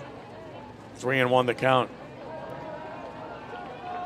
Stretch and the pitch. Down and in. The bases are loaded with one out. As Rhodes is on for the second straight time. Now batting number 14, Dylan Weber will bat. He singled in the second, hit by a pitch in the fourth, and has a great opportunity here. He's driven in 11 on the year. Dave Beaudry to the mound, and he's going to call his left fielder in, I believe. Pitch. Stumbo's done a really good job. He deserves a round of applause. number 24, Jackson Stumbo. Jackson Stumbo pitched well, Danny. Yeah, he did. He did a nice job of settling in and getting to this point. You know, you got your team into the sixth inning of the ball game, tied at 1. So just kind of ran out of gas. Dave Beaudry's going to make the move.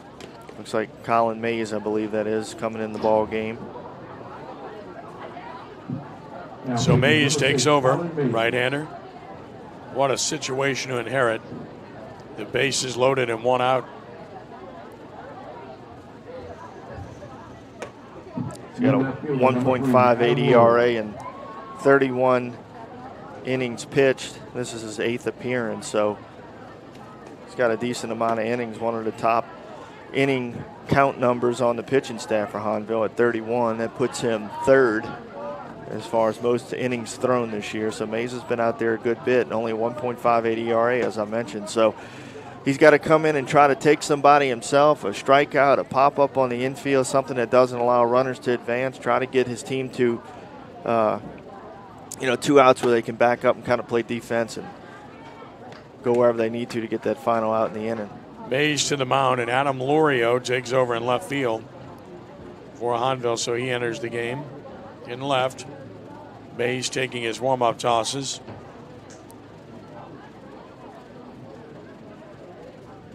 Dylan Weber waiting and watching on deck.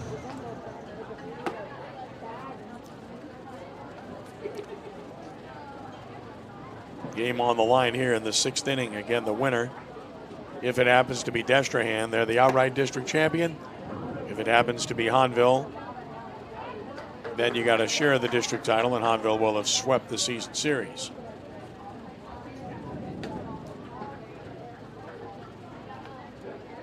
Dave Beaudry got pretty much anything he could want in this game from Stumbo. It's just that they're facing a very tough one in Josh McCord. I'm sure if you'd have told David before the game that it's going to be 1 run yielded into the 6th inning, he would have been incredibly happy. Not too happy right now, though, because Destrehan's got the go-ahead run 90 feet away. 2 other bases occupied and only 1 out, and here is Dylan Weber to the plate.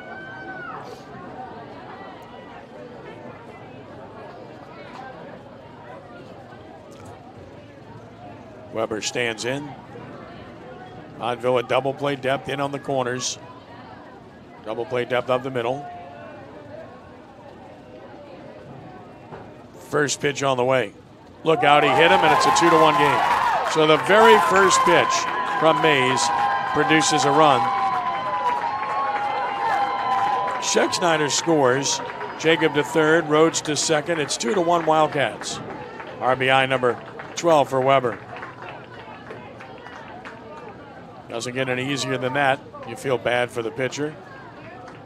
Josh Ficknell will run. Now Destrehan has a chance in a big inning. Yeah, they do. That's a big lead to take here this late with the way McCord's throwing. So you feel great having a lead, but if Destrehan can put a couple more on the board, it might be a little bit too much for Hahnville. McCord's really looking sharp today on the mound for Destrehan. So, you know, every extra run that you can add on top just makes it tougher and tougher for Hahnville. First pitch is down, ball 1. Tie. This is number 10 batting for Destrehan, and that is Cade Tremuta. So Tremuta getting the opportunity here. Hitting for Yo's Cade Tremuta, the right-hander. 1-0. Swung through it. It's 1-1. Tremuta, 156, no homers, 11 RBI.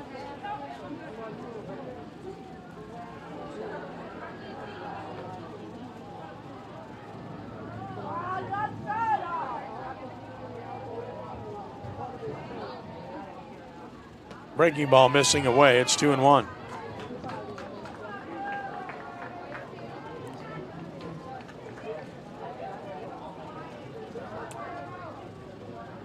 Well, if Mays could roll a ground ball in the infield, that would be pretty nice. Give your infielders a chance to try to turn it, get in the dugout. And the 2-1 pitch. Now he's way high, 3-1. And if you're Tremuta, you might even take this pitch, or you've got to make it be right down the middle if you're thinking about swinging. You got a hit batsman and a 3-1 count here. A chance to expand this lead. Maybe open the game up. On 3-1, here it is. Ball four, it's 3-1. That pitch was down. So Tremuta gets an RBI. Jacob scores, Rhodes to third. Here comes Dave Beaudry. Both runs charged to Stumbo. Remember, this all started on an error. And that's we'll get usually how bad frames start. Errors and walks. And now, Hahnville will bring Vladimir Furl into the game, it appears.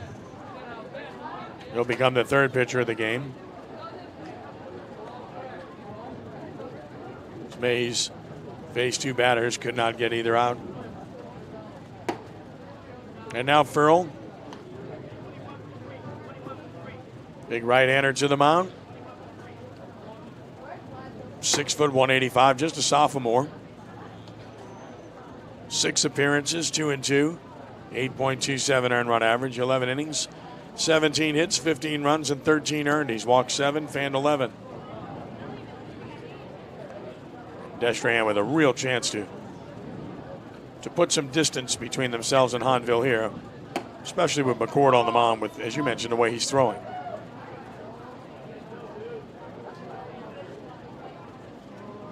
Furl finishing his warm-up tosses.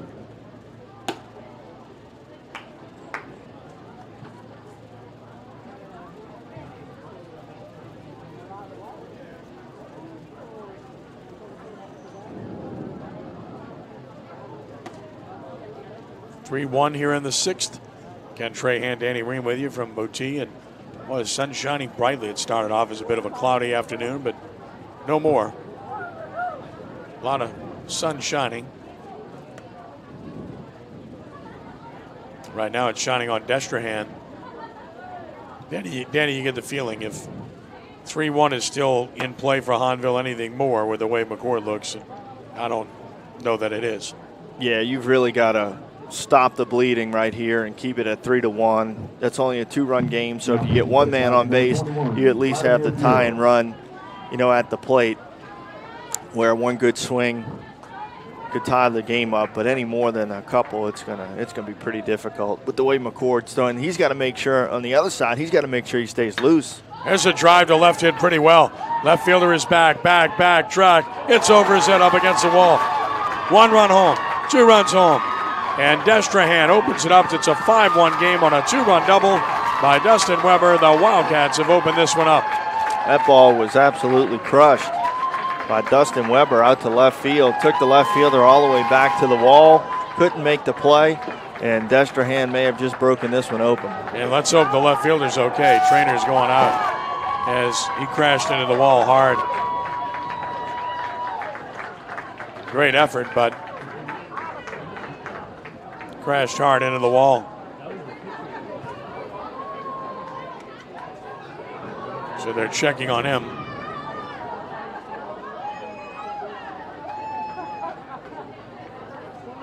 Standing upright. Want to make sure That's Mays, I believe, who went back to left field.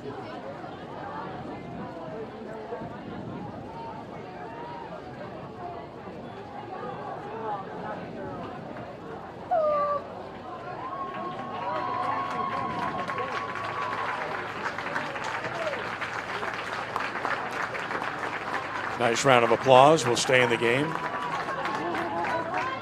First run charge to the starter, Stumbo. Second run charge to Mays. 5-1 Destrehan and counting. Still only one out. Second and third in this inning.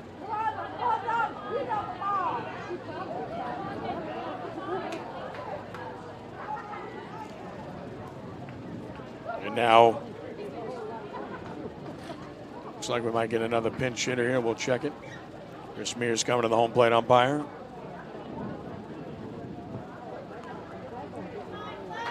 '22 Riley Cardinal is going to pinch hit. So wheels continue to turn here. Both clubs liberal in substituting, trying to find the right combinations here. So Cardinal will pinch hit for Meir. Riley Cardinal, right-handed hitter. Infield has to come in for the play at the plate. First pitch is high, ball one. Entire infield in now, 5-1, down by 4. Cannot give up any more. Cardinal on the year, 0 for 6. Here's the 1-0 pitch. High and tight, 2-0 from Furl. 8th batter to hit in the inning.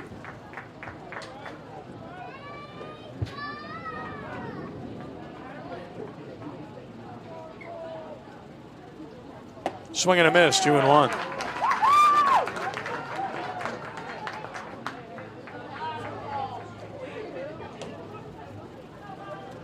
Two balls and a strike.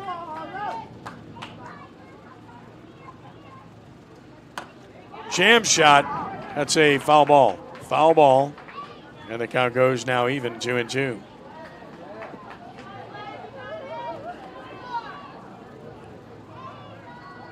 Two balls and 2 strikes.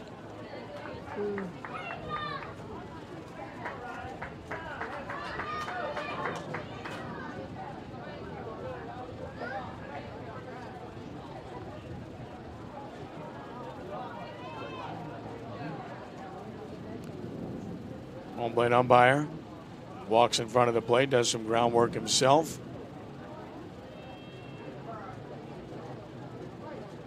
Reestablishing the batter's box right there. Like Hahnville 2-2. may have thought the Breaking ball missing away, 3-2. batter was a little too close to the plate there, so they asked the umpire to kind of reestablish the box since it's been worn out.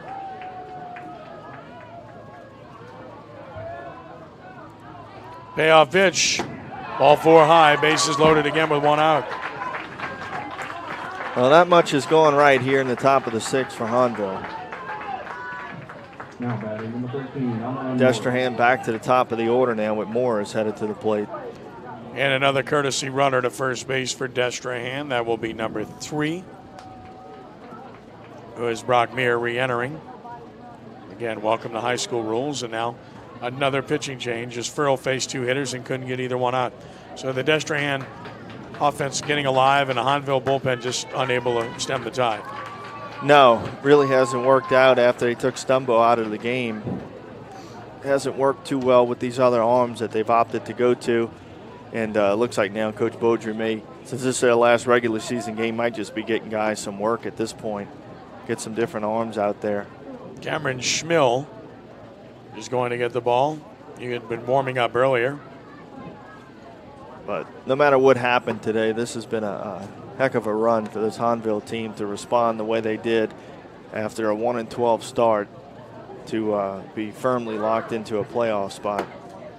Cameron Schmill on the year, 8 appearances. He's 0-3 with a 5.83 earned run average. 24 innings, 31 hits allowed, 23 runs, 20 earned. He's walked 17 and struck out 10. Not the numbers you want. The pitching depth obviously becomes an issue for Hahnville. When your starter goes deep and pitches well, It can cover up a lot of things. When that doesn't happen, it really does put you in a bind. Yeah, and they've only, you know, when you look at their stats, they've only got about 4 guys that have really kind of eaten up the innings for them this year. Schmill, Mays, Soche, and Stumbo. So, I mean, that's the 4 guys that have thrown by far the majority of their innings this year, and they've kind of worked through those guys between these 2 games with Destrehan. So not a whole lot of arms with a whole lot of innings under their belt behind them.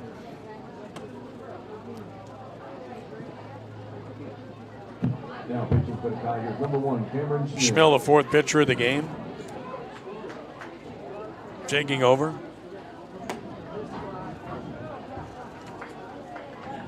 And the top of the order now, Amon Morris becomes the 9th batter to hit in the inning. Number 13, Amon Morris.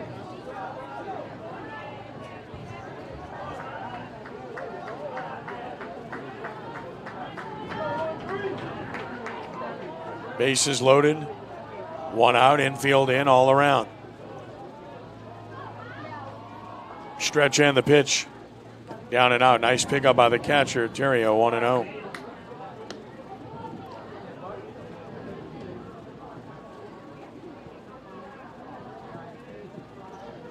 So behind Soche, the other top 3 innings pitch guys have all been on the mound today now.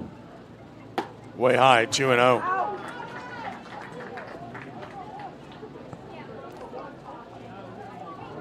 In the inning, remember, it all started with an error, and that really opened things up.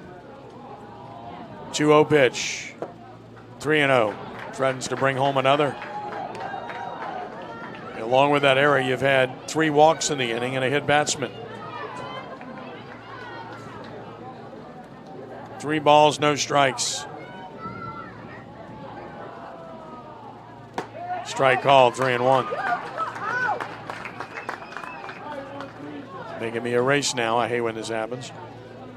Mess my scorebook up. What were they thinking? 3-1. Fouled. And it's now full 3-2.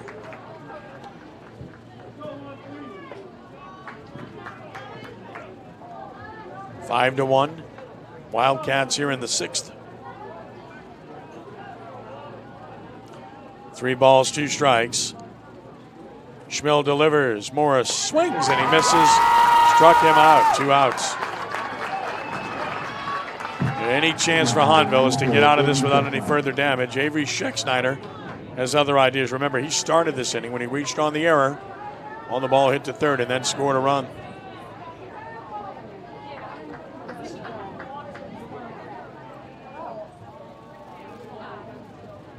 Way outside, 1-0. Cameron Schmill, 5'11", 155 junior.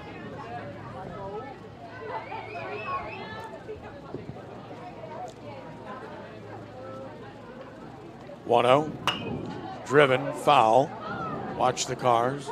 Fortunately, it stayed just inside the fence. 1-1.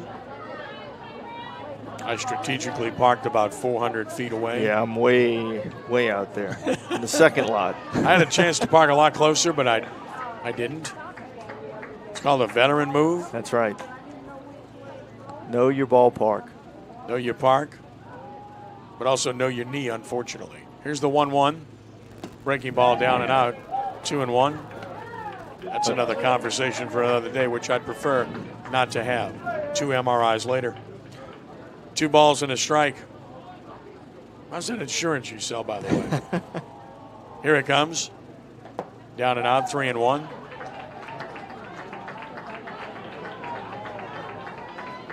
I'm using it up pretty good, man. Major surgery a year and a half ago, now facing something of that nature. 3-1 the count. Here's another pitch on the way. Popped him up foul, out of play. So now the merry-go-rounds begins. 3-2, 2 outs. Schmill has to get an out here to give his team a chance. Schexnayder would like to strike a final blow here. 3-2 the count. Wind howling out. Really picked up.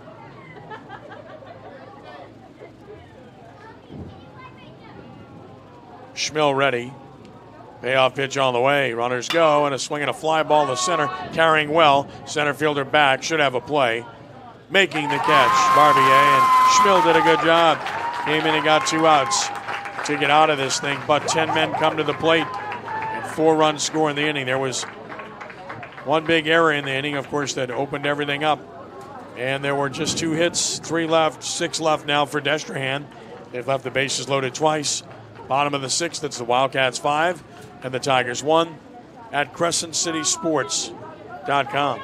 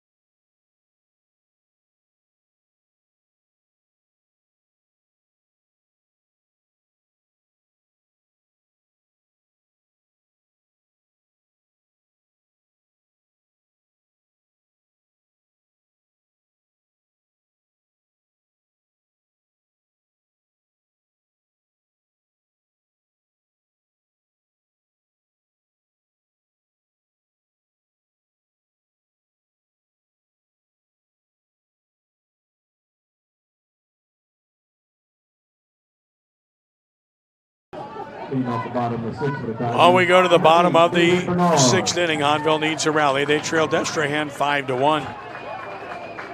David Bernard will bat against Josh McCord, who's thrown 81 pitches in 5 innings. Popped to first, struck out. First pitch. Look out, up and in, ball 1. Remember, McCord struck out the side last half inning. He's walked 1, hit a batter, and struck out 9. Hahnville's going to have to eat into this lead and see if they can get it close enough to have a shot in the 7th. There you go, hard hit base hit, left center field. David Bernard with a leadoff single, and now he gets the 2nd. So Bernard hustles into 2nd, and now Hahnville has a leadoff man aboard. Good job by Bernard. Hustles into a double with nobody out. Well, that's what Hahnville needed, some kind of energy to try to ignite a rally here. Try to put some runs on the board, get it close. Joey Soche bats, and now Chris Meir to the mound again. Infield comes in. I'm not sure why they want to visit this early after 1 hitter. Maybe he shook off a pitch, I don't know. Easy to speculate. We don't know.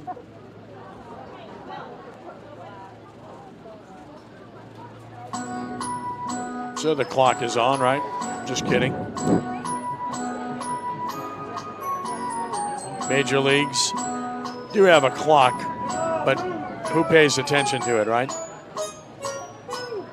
The great thing about baseball is there is no clock. Yeah. There's no clock. Nobody's forcing anybody to go to a game. Nope. Or to stay. If you've ever been to Dodger Stadium as many times as I have, you know what I'm talking about.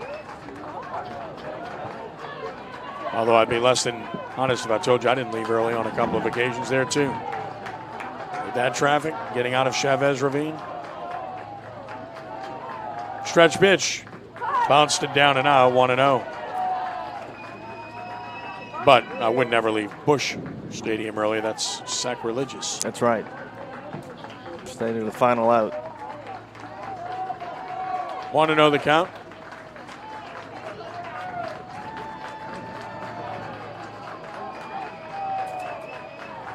Ready now. Pitch on the way. Down and out. Another hook, 2-0. Surprised he's throwing this many breaking balls? Yeah, I mean, he's had a good feel for it today, and they've really struggled with it. Hahnville has, so I guess that's what Coach Mears looking at, and first base is open, so. Yeah, but you got a 4-run lead. You don't want to give them base runners. 2-0 Nope. the count. Stretch and another. Breaking ball strike. It's 2-1. Throwing a ton of them. The other thing about McCord is he had to sit and wait a long time with that last half inning. Yeah, well, I had mentioned that he needed to make sure he was keeping himself loose. That inning took a while. 2-1 on the way. Ground ball is short. Thomas looks the runner back. Guns right on the money. 1 out. Counting outs now if you're Chris Meir. They need 5 more.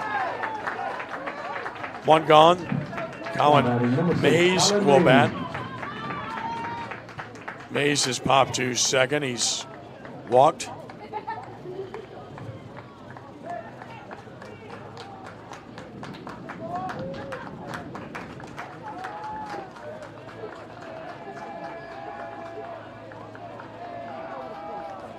Stretch pitch. Ground ball, base hit, left field. Runner had to make it go through. Stopping at third is Bernard. 2 hits in an inning for Hahnville for the first time in the game. Yep. A little offensive life here for the Tigers. Haven't gotten any more on the board, but much better looking inning than we've seen. Now Berryhill. Hayden Terrio.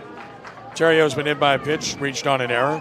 Chris Mears coming to the mound. We might have a change here. Looks like he's going to go to Scheck-Snyder, the third baseman.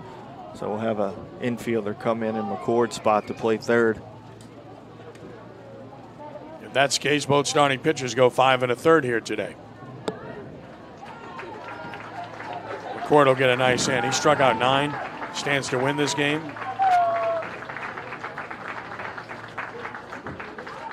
Hit a batter and walked 1. Good command.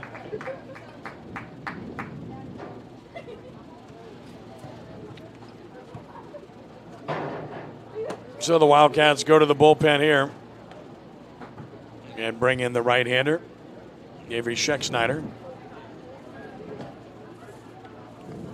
And Danny will tell you all about what Scheck-Snyder has done this year. 2.10 ERA. 23 1/3 innings pitched. This will be his 9th appearance for the Wildcats. He has struck out 23 batters in 23 1/3, so basically a strikeout per inning pitched. Does have 2 saves on the year. He's 1-1 with 2 saves. Right-handed hurler. Can't close the book yet on McCord. He is responsible for the 2 base runners, but can only win, cannot lose this game. Hahnville trying to build an inning and rally here. So Scheck-Snyder finishing up his warm-up tosses.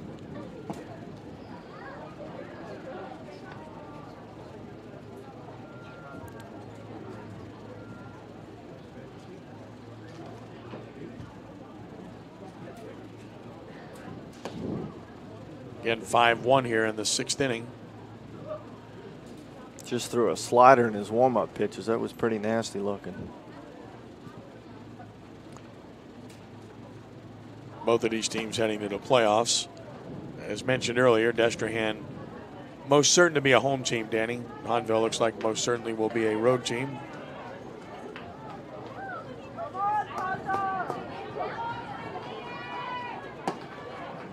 Ty Hughes is at third base now. Remember, he was a DH earlier. Welcome to the wacky world of high school baseball.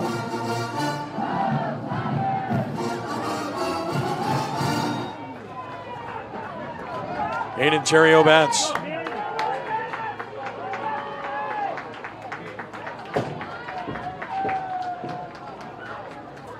Runners away first and third, 1 out. Scheck-Snyder obtains the sign and delivers a strike with a heater. 0-1, good start. Well, he's got a nice arm. He's in there to throw it hard for sure. It would not be a game in the River Parishes if you didn't have a Scheck-Snyder, a Weber, a Terrio, right? Melanson. You got it. 0-1 the count. Here's another. Breaking ball sits high. It's 1-1.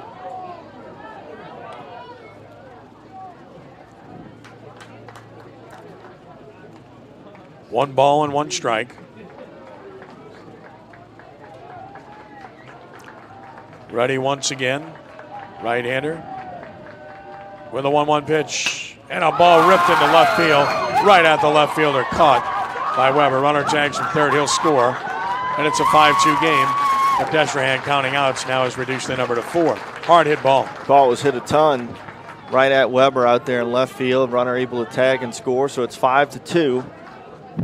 So if you're Hahnville, it would be big if you could find a way to get one more. If you can make it 5-3, that would put you in a position in the last at bat in the bottom of the 7th, where if you got one man on, you'd have that tie and run at the plate. So we'll see if Coach Beaudry's team can rally a little bit more with 2 outs and try to get one more across the board.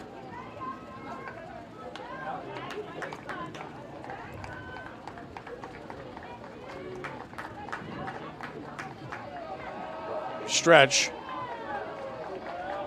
First pitch. Fouled out of play by Maxwell Farrell, who singled and fanned 0 for 1 for 2 in the game.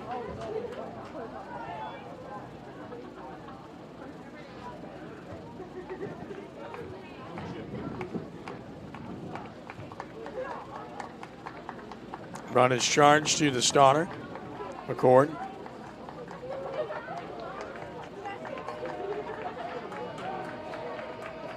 Oh, 1 pitch. Ground ball is short.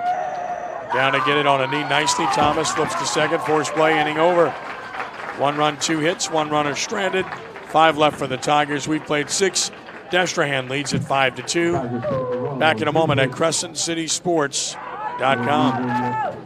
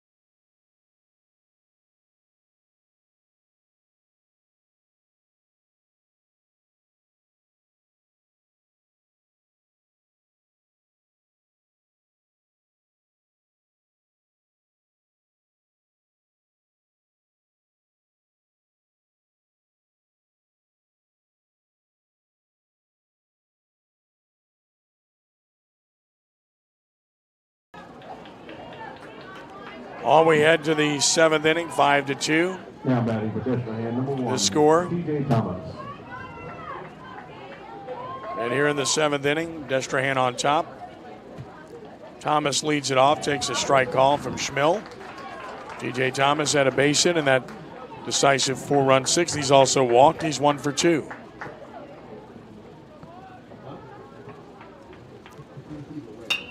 Swings and hits it into right field. Right fielder now coming on and making the catch is Farrell for out number 1. Didn't see it initially, but picked it up and came and got it with plenty of time to spare. Max Jacob will bat. He's had a fielder's choice grounder and scored a run. He's 0 for 3.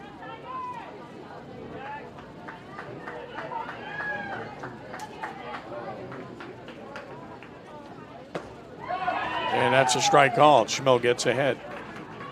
Set down all 3 he's faced thus far. Yeah, he's done a nice job coming in and kind of settling things down. 0-1. Shows bunt. Bunts it fair. Pitcher, 1 hop. Throw to first low.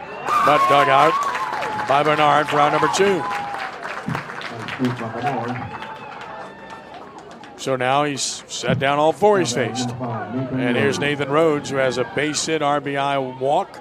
Scored a run. 1 for 2.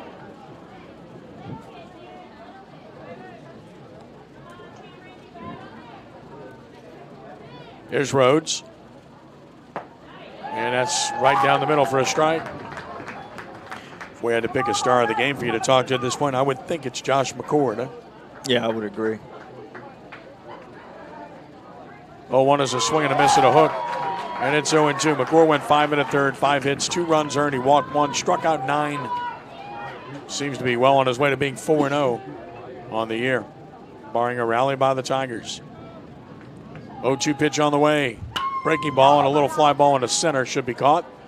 Taking the catch is Barbier. Very good job by Schmill. He said that all 5 he faced. Last chance coming for Hahnville. Bottom of the 7th, 5-2 is the lead for the Wildcats. Back in a moment at CrescentCitySports.com.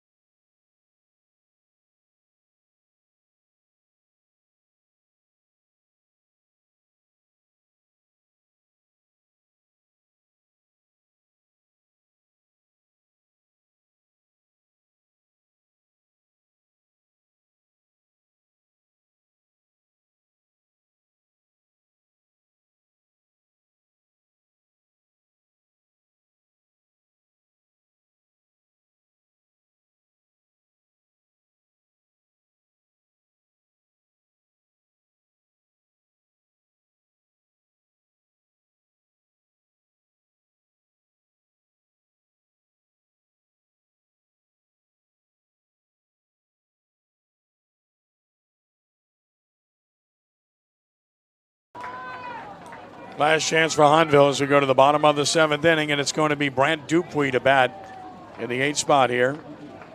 Dupuis gets an opportunity, third batter to hit in this spot in the game. First pitch is high and away, ball 1. From Schexnayder, who works into his 2nd inning in relief of McCord.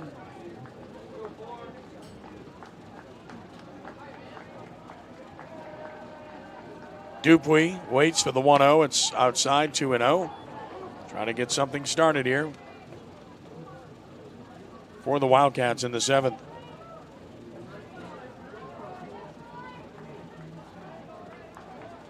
Two 2-0 the count. Next pitch.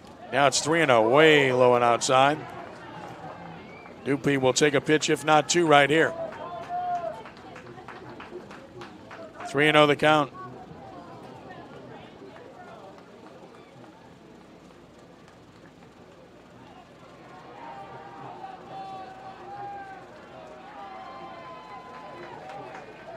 Stands back in. Schexnayder has to throw a strike on 3-0. And he does. It's 3-1.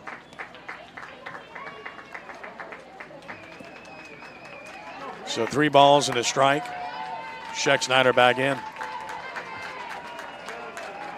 Now the 3-1 pitch. Foul back to the screen. It's full 3-2. Dupuis was not taking. He was hacking at a high fast one there. 3 balls, 2 strikes.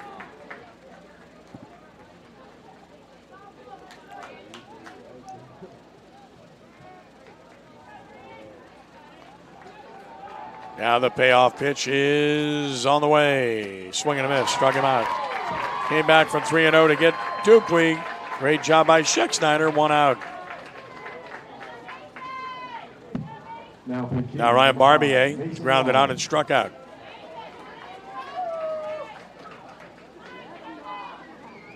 Bats with 1 out. First pitch on the way. Right down the middle. It's 0-1.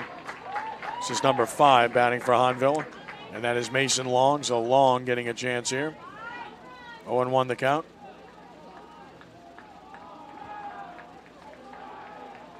Oh, 1 to Mason. Breaking ball is a dandy and called a ball. Pretty good pitch. Looked like right down the middle for ball 1. The pitcher just slaps his leg with his glove. I think he knows the umpire missed that one. 1-1 the count. Ready with another. That's down and out. It's 2-1. Mason Long, sophomore, 6'5", 200 pounds. 2-1 pitch. Swing and a miss. Even up at 2-2.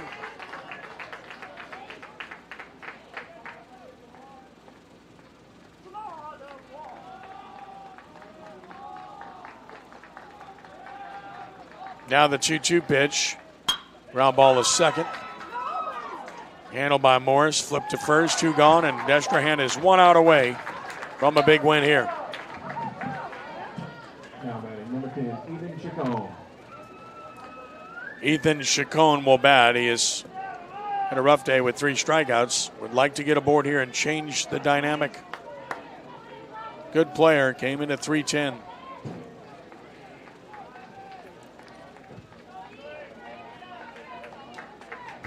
Now facing Schexnayder for the first time. And here it comes.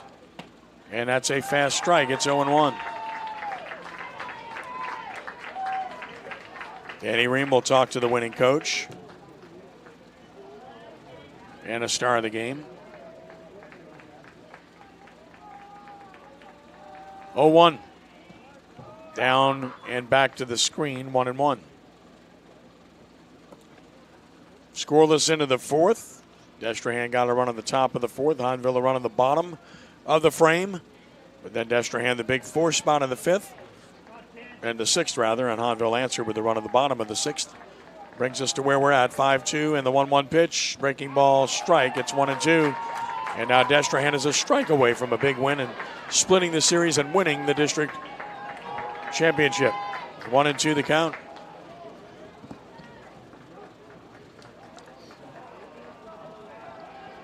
Chacon waits. Sign given. Schexnayder with a 1-2 pitch. Breaking ball just missed outside. 2-2. Even at 2-2.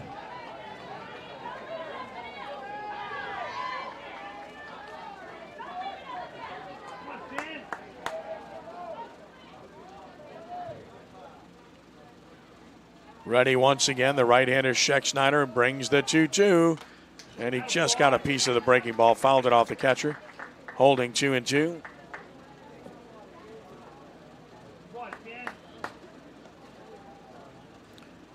Chacon fought that pitch off.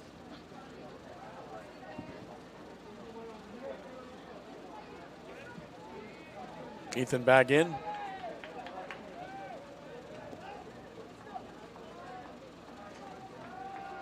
And another 2-2 pitch on the way. Struck him out swinging, and the Destrehan Wildcats are the district champions as they come through in big fashion here this afternoon by defeating the Hahnville Tigers 5-2 in a solid performance all around by Destrehan as they win this league with a victory here this afternoon. Congratulations to Destrehan for getting it done. 5-2 victory for Destrehan over Hahnville. Well played game overall. 2 hours and 16 minutes to play. Schexnayder came in and did the job. 5 hitters, got them all out. Struck out 2 in the process to take care of it for Josh McCord, who got the win. He's 4-0. And the loser, Jackson Stumbo, dropping to 4-4 with the defeat. So we'll get Chris Meir, and we'll get the winning pitcher as well, Josh McCord,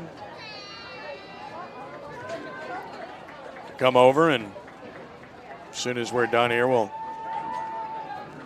make that happen. Just trying to let the coaches finish speaking. The 2 head coaches are still talking as we speak.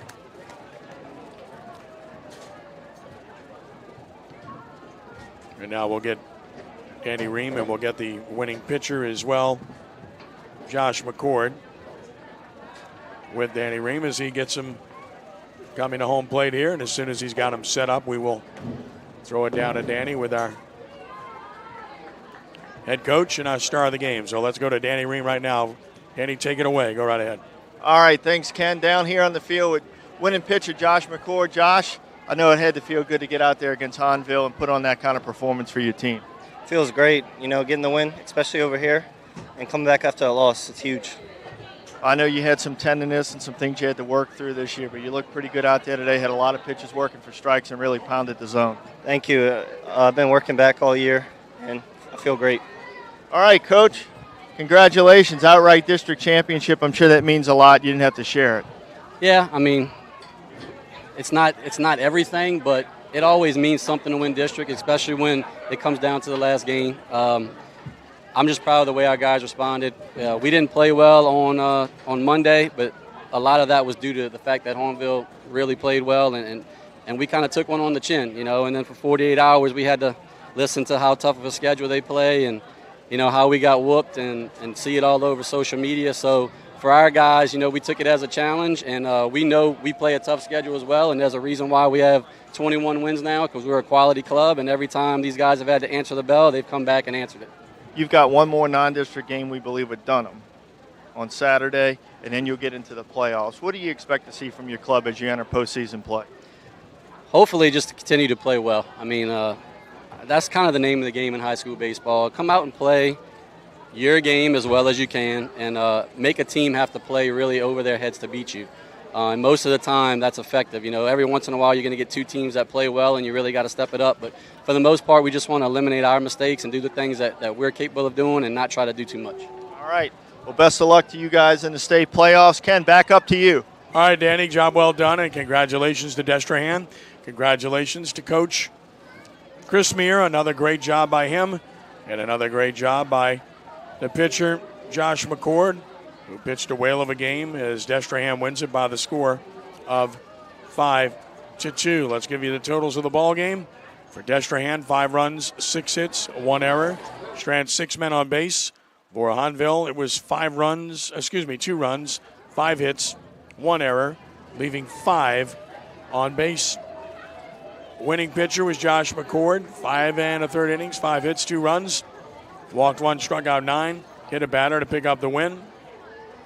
Losing pitcher was Jackson Stumbo. He went 5 1/3, allowed 4 runs, 3 earned on 5 hits, 3 walks, 4 strikeouts, and a wild pitch and hit a batter. Colin Mays, Vladimir Furl, and Cameron Schmill followed him to the mound. The game took 2 hours and 16 minutes to play on a very nice afternoon here in Boutte. It was a victory for Destrehan this afternoon by the score of 5-2 over Hahnville. Destrehan improves to 21-9. They finished district play with a record of 11-1. Hahnville now 13-17, and they finished district play with a record of 9-3 overall.